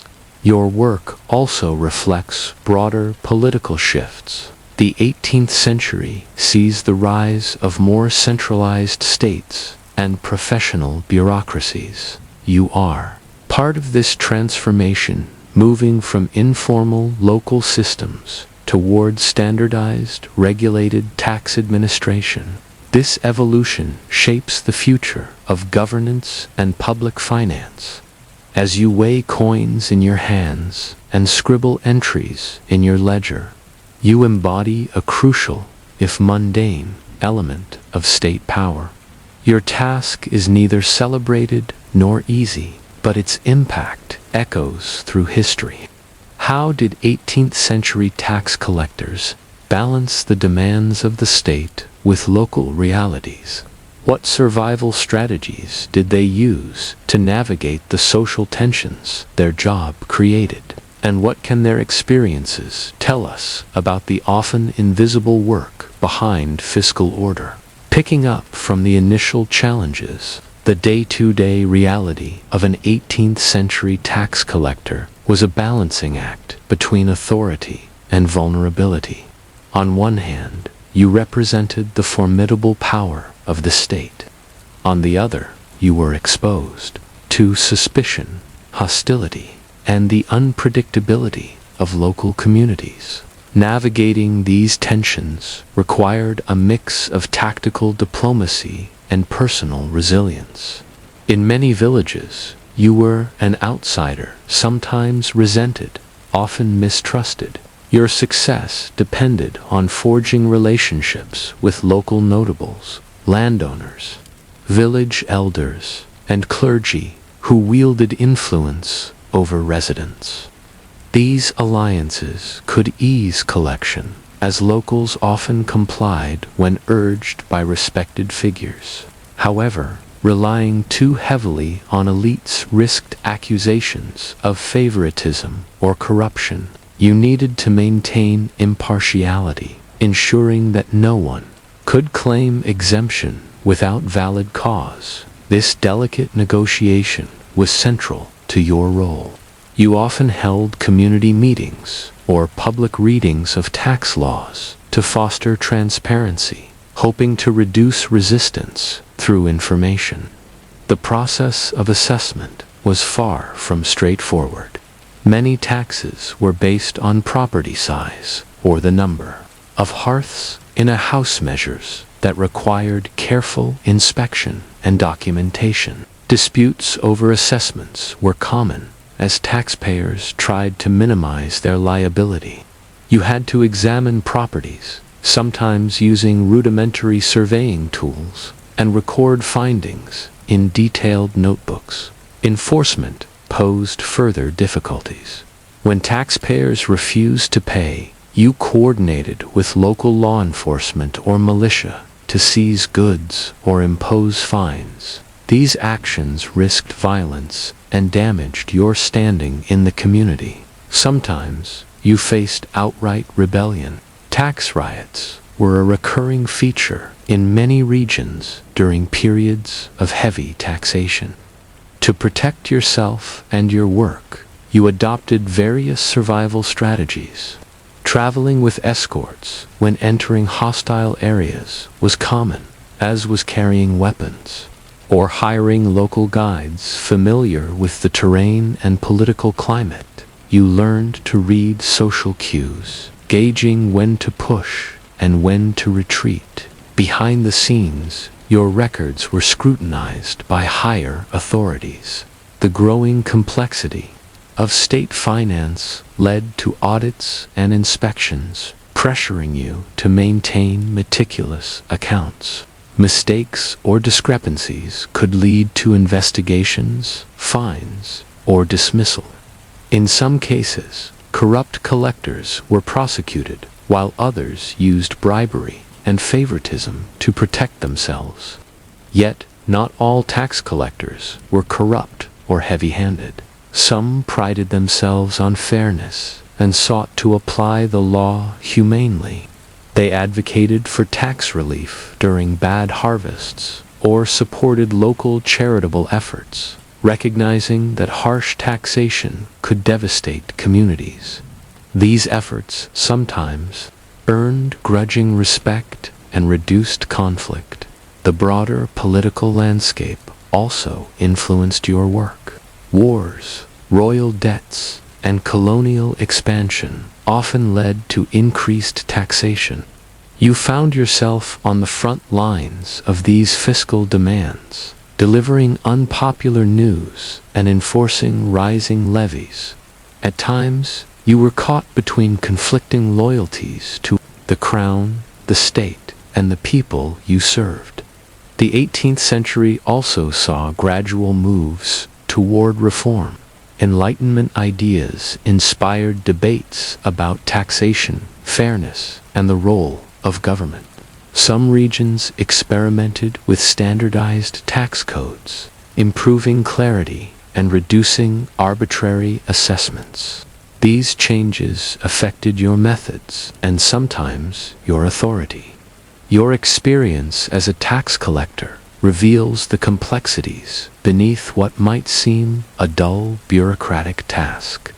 It was a role requiring social acumen, administrative skill, and physical endurance. You balanced the imperatives of state finance with the human realities of resistance, negotiation, and survival.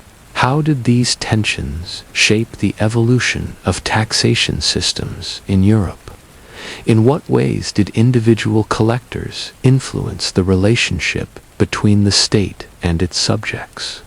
And what can their stories teach us about the hidden labor that sustains governmental power?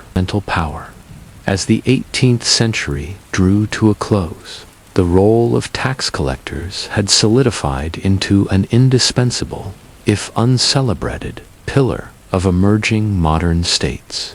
Your work, meticulous, often thankless, and fraught with social tensions, underpinned the financial stability that allowed governments to wage wars, build infrastructure, and administer justice. The gradual centralization of fiscal authority brought with it more standardized procedures and formal oversight. Tax collection became increasingly bureaucratized, with collectors required to submit detailed reports and comply with auditing processes. While this reduced some arbitrariness and corruption, it also heightened the pressure and scrutiny placed upon you. The rise of professional civil services meant that tax collectors were often recruited from a pool of educated individuals, trained in accounting and administration. This shift marked a departure from earlier practices, where local elites or loosely supervised agents performed the role. Increased professionalism aimed to improve efficiency and fairness, but also created distance between the state apparatus and local communities. Nevertheless, resistance to taxation persisted. The late 18th century saw notable episodes of unrest tied to fiscal grievances. The rural uprisings in France before the Revolution, or protests against excise taxes in England. As a tax collector, you remained the visible embodiment of these unpopular demands, sometimes bearing the brunt of public anger. Despite this, your role also evolved to incorporate a modicum of public service. You occasionally assisted in distributing state aid during famines or crises, becoming an intermediary between the government and the populace. This dual function as enforcer and helper added complexity to your social standing. The records you maintained have become invaluable historical sources, offering insight into economic conditions, social structures, and governmental priorities of the time. Through your ledgers, historians trace patterns of taxation, wealth distribution, and even demographic shifts. Looking back, the work of 18th century tax collectors reveals how the mundane efforts of countless individuals sustained the grand ambitions of states. Your labor connected policy and practice, authority and community, abstract finance and daily life. In our modern era, where tax systems are more transparent and technology streamlines administration, your story reminds us of the human challenges embedded in governance. The delicate balance of fairness, enforcement, and social negotiation remains a core tension in public finance. What lessons can contemporary societies draw from the persistence and adaptability of early tax collectors? How do their experiences illuminate the ongoing dialogue between citizens and the state over taxation? And how might their quiet struggles resonate with today's debates on fiscal justice and governance? Imagine yourself standing in the dusty market square of a medieval town, bell in hand, ready to announce the latest news, proclamations, or market prices. As a town crier, Your voice carries the weight of authority, and your role is essential to the flow of information in a largely illiterate society. Yet, despite this importance, your daily life is often uneventful, repetitive, and bound by strict routines. In medieval Europe, before the widespread availability of printed materials or newspapers, information dissemination relied heavily on oral announcements. Town criers served as the official mouthpiece of local authorities, whether the lord of the manor, the town council, or the monarch's representatives. You are the living bulletin board. Your proclamations, the sole way many townsfolk learn of new laws, tax changes, or public events. Your day begins early, often with a bell to capture attention. Your route through the town is well established, covering markets, main streets, and key gathering points. The same announcements repeat multiple times to ensure everyone hears the message. You must project your voice loudly and clearly, sometimes over the din of market activity or street noise. Though your role is public and authoritative, your social status is ambiguous. You may receive a small salary or stipend from town officials, but you are neither a member of the elite nor fully part of the laboring class. Your position is a form of public service, yet one often tinged with ridicule or suspicion. The content you deliver varies widely. Royal edicts, tax notifications, lost property announcements, upcoming fairs, or warnings about crime all pass through your voice. Sometimes you carry printed notices to read aloud. Other times you memorize announcements provided by officials. Accuracy is vital. Miscommunication can lead to confusion, unrest, or punishment. In addition to your official duties, you might perform minor errands or act as a messenger for town authorities. Your familiarity with the town and its residents makes you a trusted figure, though your authority strictly derives from your office, not personal power. Challenges abound, despite the seemingly simple routine. Weather can be harsh. Rain, snow, or heat test your endurance. You often walk long distances each day, and your loud calls can strain your voice. Occasionally, you face hostility. Townspeople resent your announcements, especially if they involve unpopular taxes or restrictions. Your uniform and bell symbolize your office. In some towns, criers wear distinctive hats or robes, setting them apart visually and reinforcing their official status. The bell, often made of brass or iron, is both a practical tool and a ceremonial object, signaling your presence and commanding attention. The effectiveness of your work depends not only on your voice, but on the town's social dynamics. You navigate crowded streets, engage with merchants, craftsmen, and peasants, and sometimes negotiate access to public spaces for announcements. The rhythm of your day is tied closely to the town's life cycle. Market days, religious festivals, and political events. Though your role might seem dull, it is a vital cog in the machinery of medieval governance and community.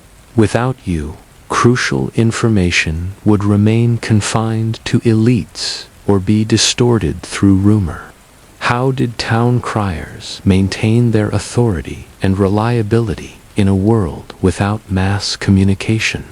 What social strategies helped them navigate the fine line between service and suspicion? And how did their voice shape the rhythms of medieval urban life?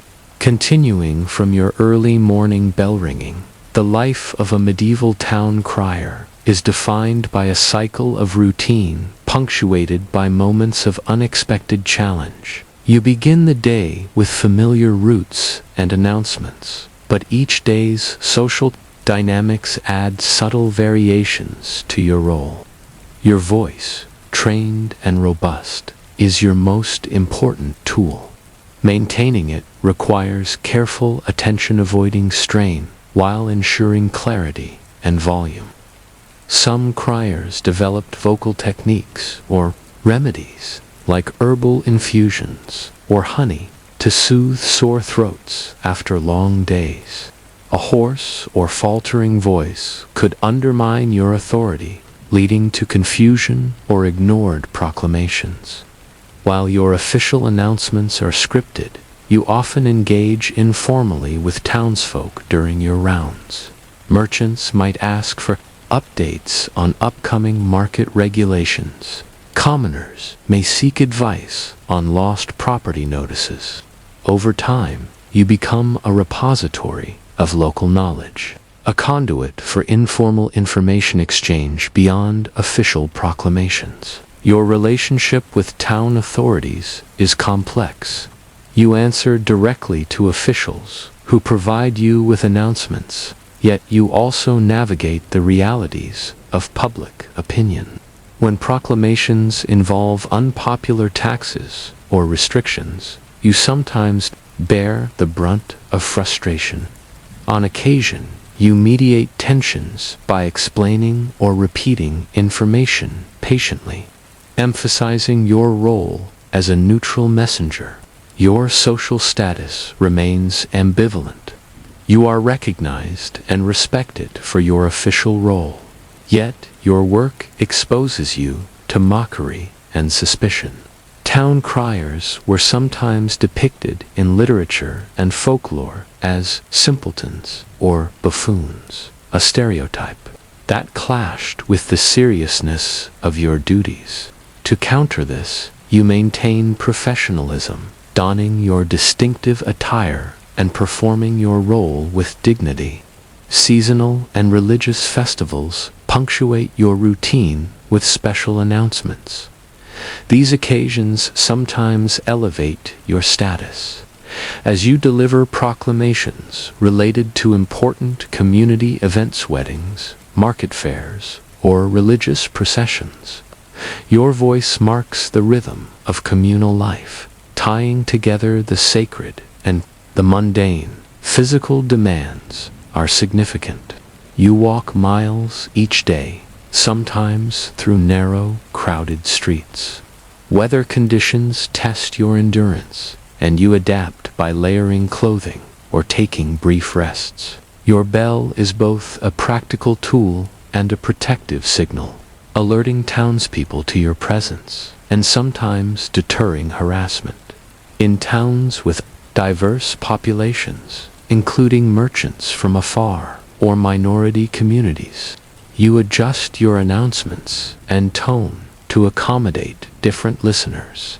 This adaptability enhances your effectiveness and reinforces your role as an inclusive communicator. Your duties occasionally extend beyond announcements. You may assist in organizing public meetings, help enforce local ordinances by notifying offenders, or relay urgent messages between officials. These tasks position you as a vital intermediary in the town's governance. The development of early printing technology begins to influence your role by the late medieval period. Printed broadsheets and pamphlets supplement oral announcements, but literacy remains limited, especially among the lower classes. Your voice continues to serve as the primary means of reaching the majority, preserving the importance of your position. Your story highlights the subtle but essential ways communication shaped medieval urban life. In an age before mass media, your role bridged the gap between rulers and ruled, information and ignorance. What strategies did town criers use to maintain trust and authority amidst suspicion? How did their presence influence social order and community cohesion?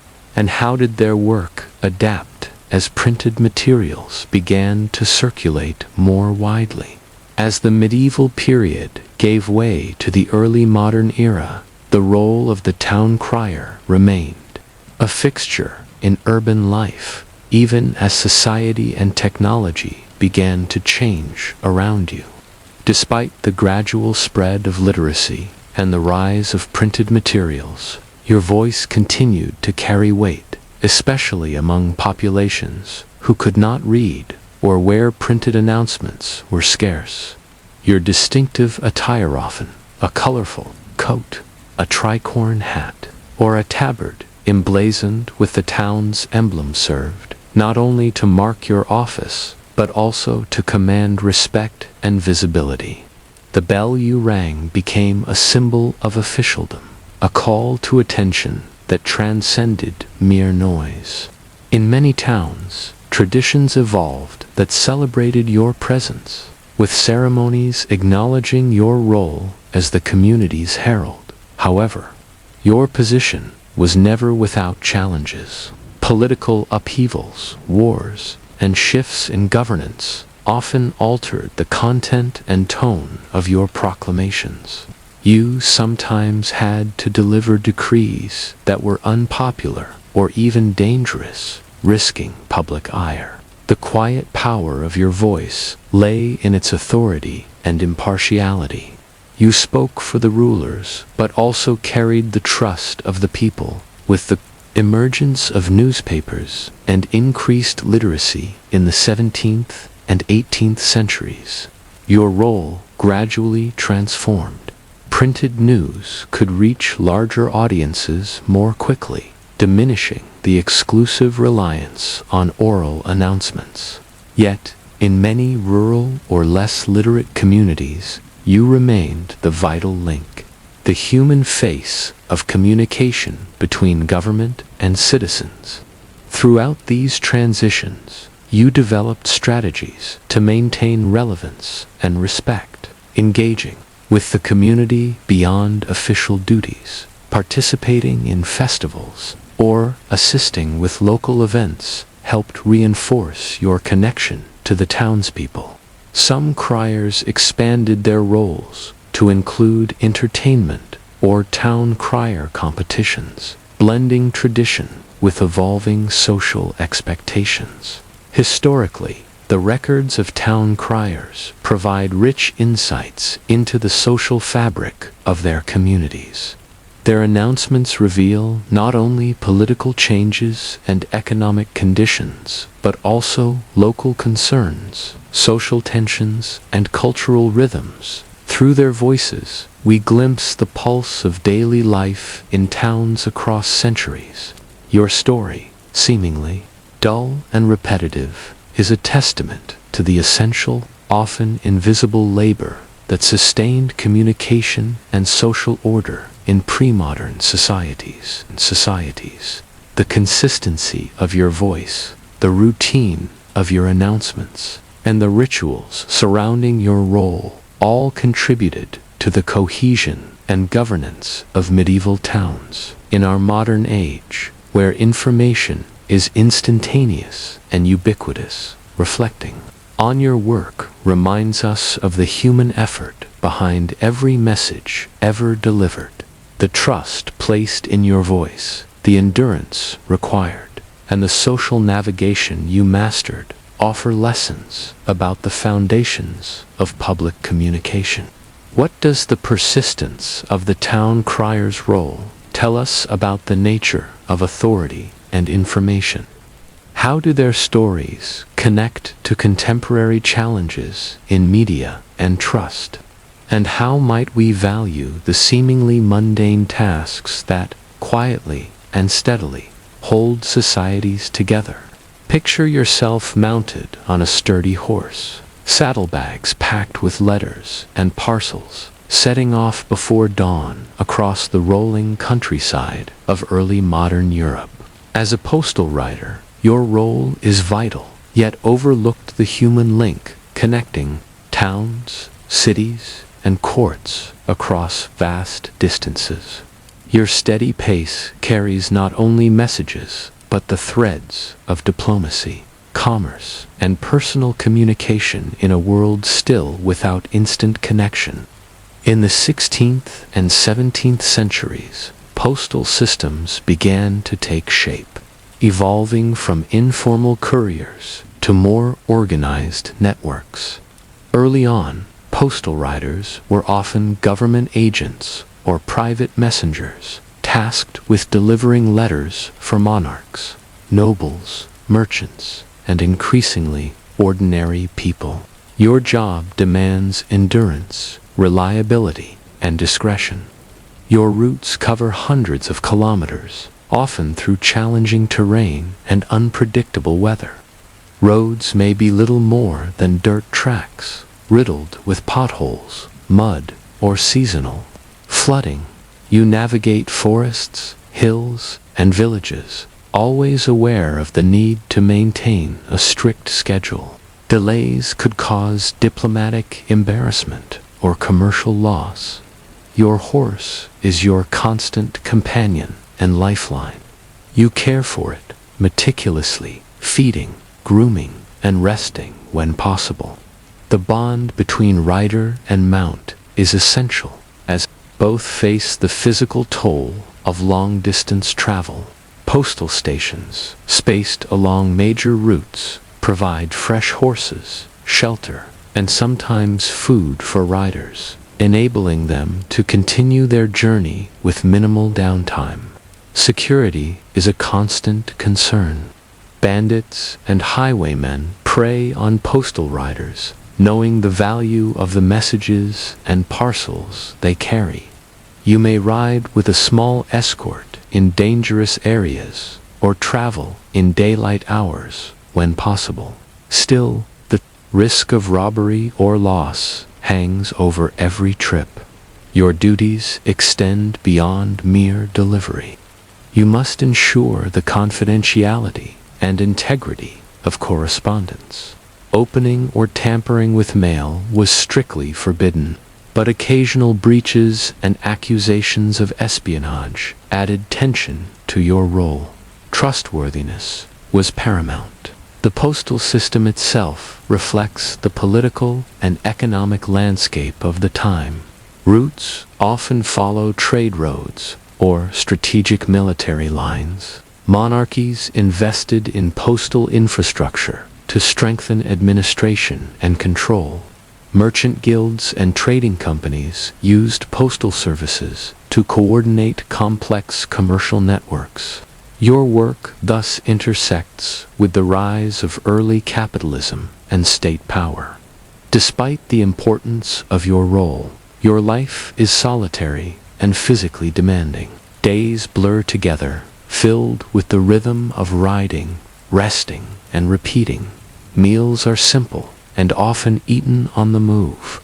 Lodging varies from inns to roadside shelters or even open fields.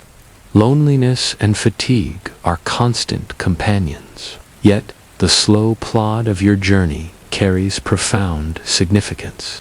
Through your efforts, distant places become connected. Ideas and decisions travel faster, and societies knit closer together.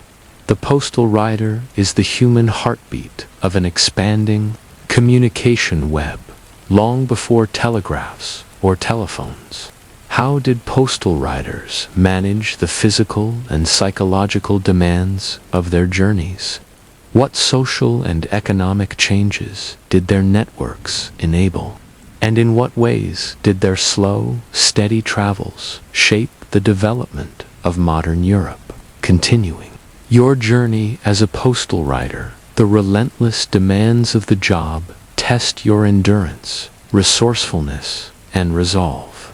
You start each day with the weight of responsibility, carrying not just letters, but the trust of rulers, merchants, and families separated by great distances. The physical strain of the road is matched only by the psychological toll of isolation and constant vigilance. Your routine is governed by the postal system's timetable, which strives for regularity despite the unpredictable elements. At designated relay stations, you hand off your exhausted horse to a fresh mount and receive a replacement saddlebag filled with new dispatches. These stations are lifelines, strategically located roughly 30 to 40 kilometers apart to balance the horse's stamina and the urgency of delivery. The system is designed for efficiency, but it is fragile. Roads can be blocked by weather. Bandit attacks may delay or end a journey prematurely, and political unrest sometimes forces route changes. You must adapt quickly, often improvising alternate paths or negotiating safe passage through hostile territories. Socially, you occupy a liminal space. You are neither a noble nor a common laborer, but your role grants you a degree of respect and access unavailable to most at relay stations. You interact with stable hands, innkeepers, officials, and fellow riders. These brief exchanges provide crucial moments of human connection in an otherwise solitary existence. Your duties include more than riding and delivering. Maintaining the security of correspondence is paramount. You guard letters as sacred trust, aware that the contents could alter political alliances, reveal trade secrets, or affect personal fortunes. Some riders become unofficial confidants or couriers for secret messages, blurring the line between messenger and spy. The financial aspects of your work are modest. While some postal riders were salaried government employees, many supplemented income by carrying private parcels or messages for merchants. This sometimes led to conflicts of interest or accusations of favoritism. The balance between official duty and personal gain required careful navigation.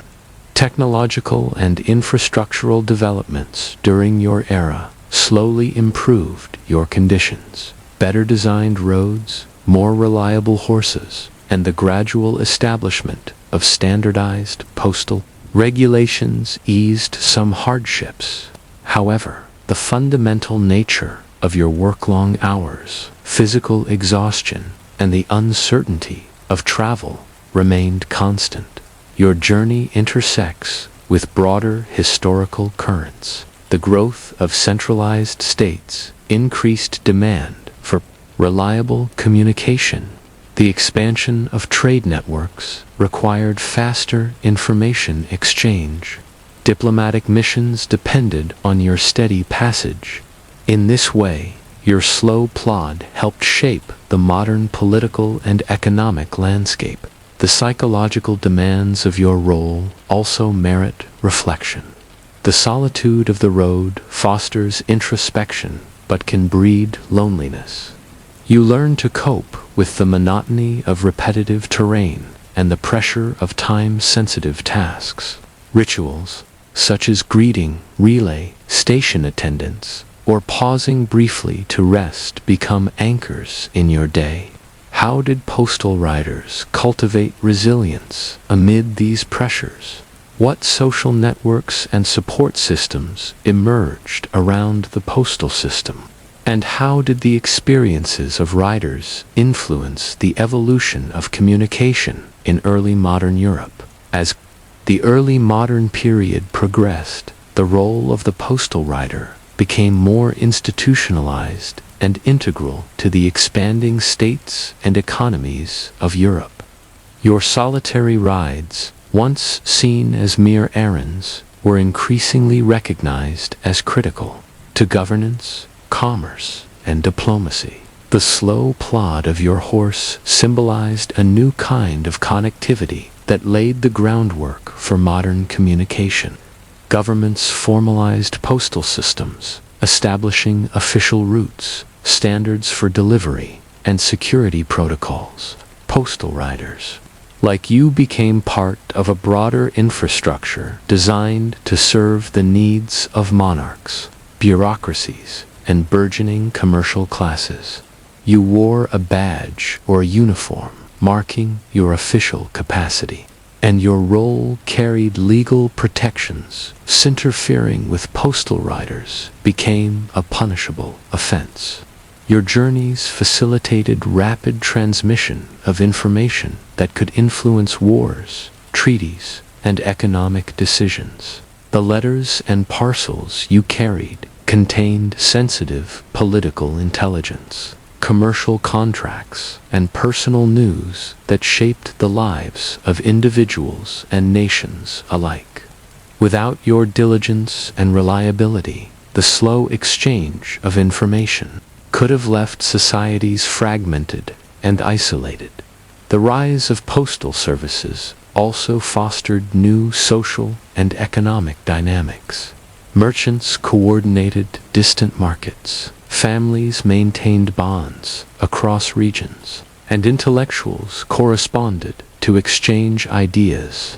Your work contributed to the early modern information economy, where timely knowledge was a resource as valuable as gold or grain. Despite technological advances like the printing press, your voice on the road remained essential well into the 18th century, especially in rural areas and among populations with limited literacy. The human element, trust in your integrity, and the physical act of delivery underscored the importance of your presence. Over time, postal services inspired innovations. The establishment of postal roads led to improved infrastructure, benefiting other travelers. Relay stations evolved into coaching inns and postal towns, fostering economic development. The standardized practices of postal delivery influenced emerging bureaucracies and communication networks. Yet, your story also highlights the limits of pre-modern communication. The reliance on physical transport imposed delays, vulnerabilities, and costs that modern digital networks have eliminated. The slow plod of your horse was a reminder of the material realities underlying every message sent. Reflecting on your role prompts us to consider the human labor behind communication systems efforts, often invisible but indispensable.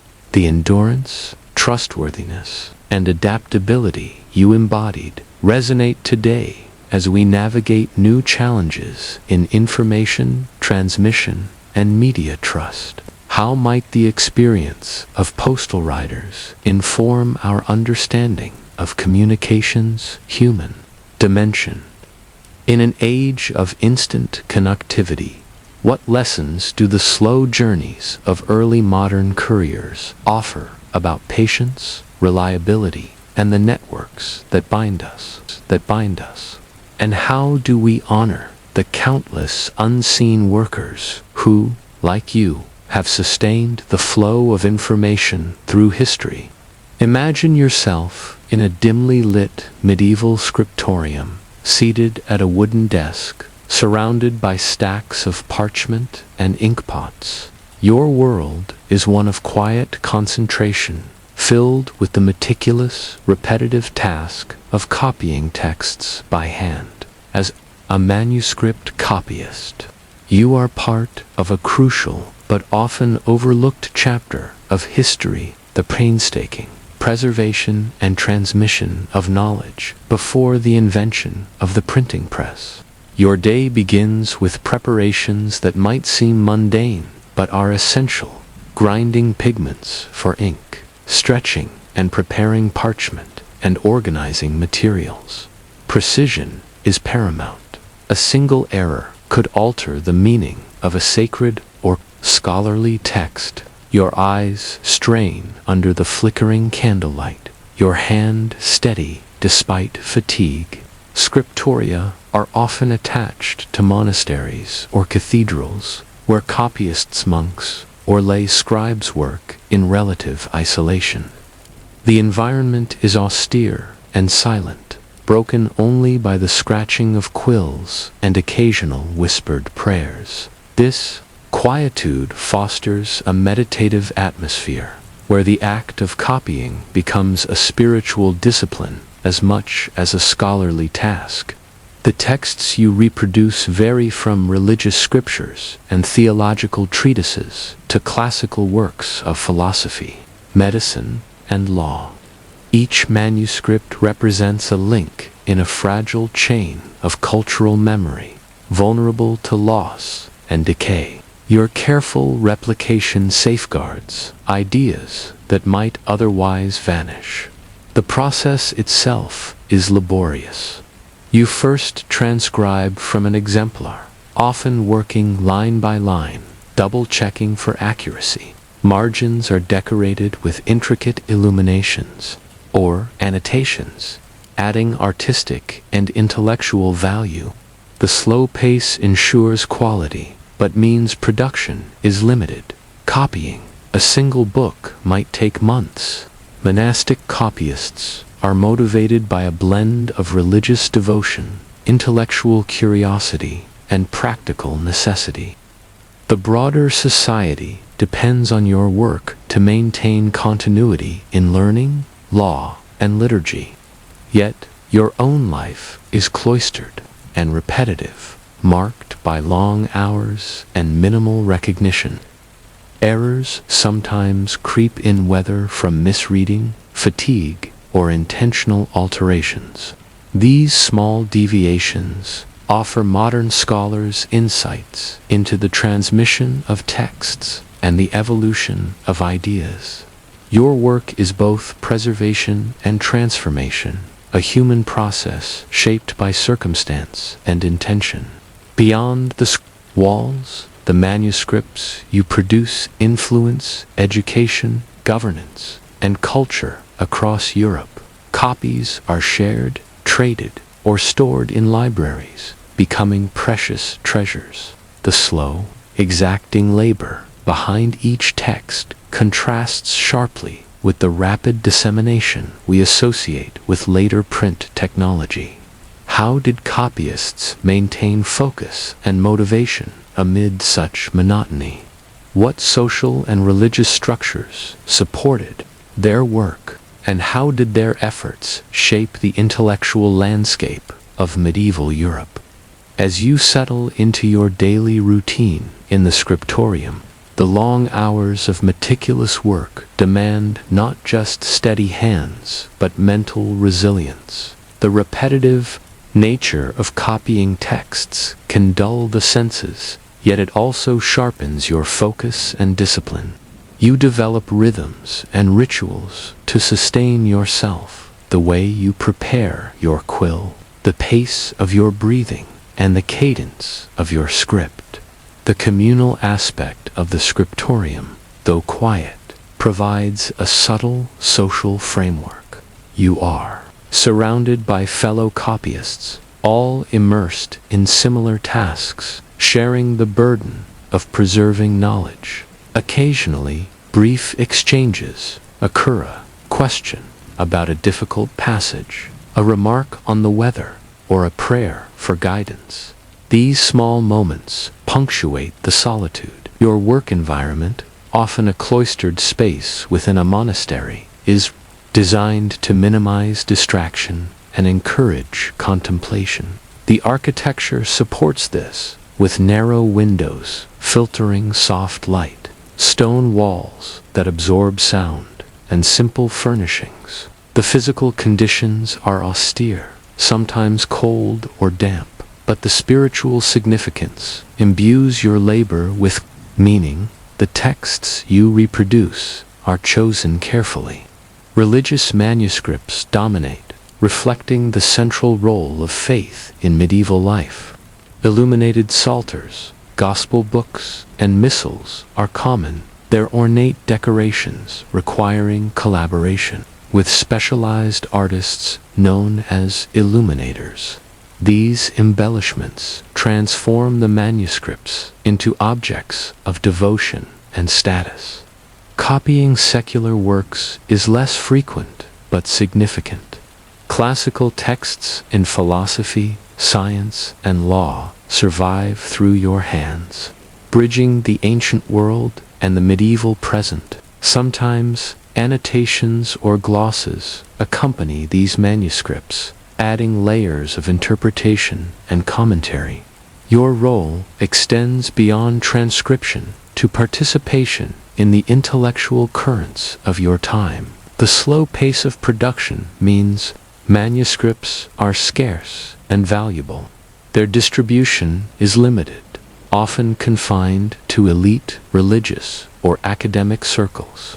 This scarcity enhances their importance, but also creates challenges for access to knowledge. You are part of a system that both preserves and restricts information. The physical act of copying is not without risk. Ink spills, parchment tears, or miswritten lines can render a manuscript flawed. Corrections require skill and care, sometimes involving scraping off ink or patching pages. Such mistakes remind you of the fragility of your work and the human element in what might seem mechanical. Despite the monotony, moments of inspiration occur. Encountering a beautifully crafted sentence or a profound theological insight can spark excitement. Your work is a conduit for these ideas, ensuring their survival for future generations. The coming invention of the printing press looms on the horizon, promising to revolutionize your craft.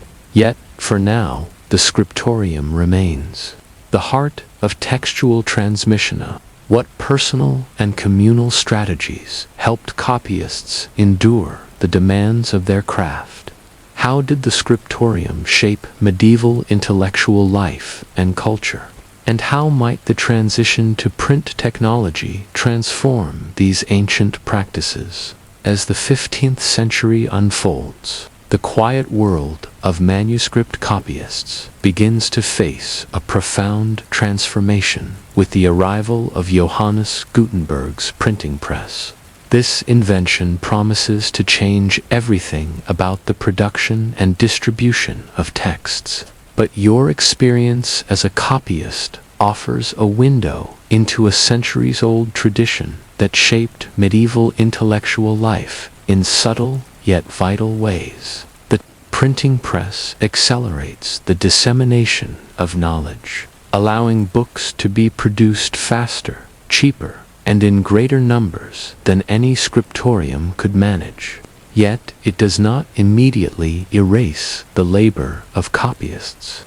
Handwritten manuscripts remain prized for their artistry, uniqueness, and spiritual value. Illuminated manuscripts continue to be commissioned by wealthy patrons who appreciate the personal touch your craft provides. Your role as a copyist also encompassed more than just transcription. You were a guardian of cultural heritage. In producing multiple versions of texts, you ensured their survival through times of war, decay, and upheaval.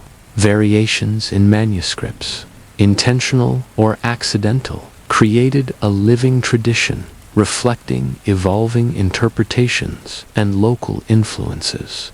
This human element contrasts with the mechanical uniformity of printed books. The scriptorium was also a center of learning and community. Through your daily routines, you participated in a shared mission to preserve wisdom and faith. The discipline required attention to detail, reverence for the text, and the patience to endure monotonous shaped not only the books, but the very mindset of medieval scholars. The transition to print also highlights tensions between old and new. Some copyists adapted, becoming proofreaders or editors for printed editions, while others saw their livelihoods threatened. The shift altered not only technology, but social structures surrounding knowledge production. Your meticulous labor reminds us that history is often carried forward by unseen hands and quiet persistence. The manuscripts you created have survived wars, fires, and neglect, providing modern historians with invaluable sources to reconstruct the medieval world. Reflecting on your story invites us to appreciate the slow, repetitive, and painstaking processes that underpin cultural continuity. In an era of instant digital communication, the patience and care of manuscript copyists offer a contrast, highlighting the human dedication behind the preservation of knowledge.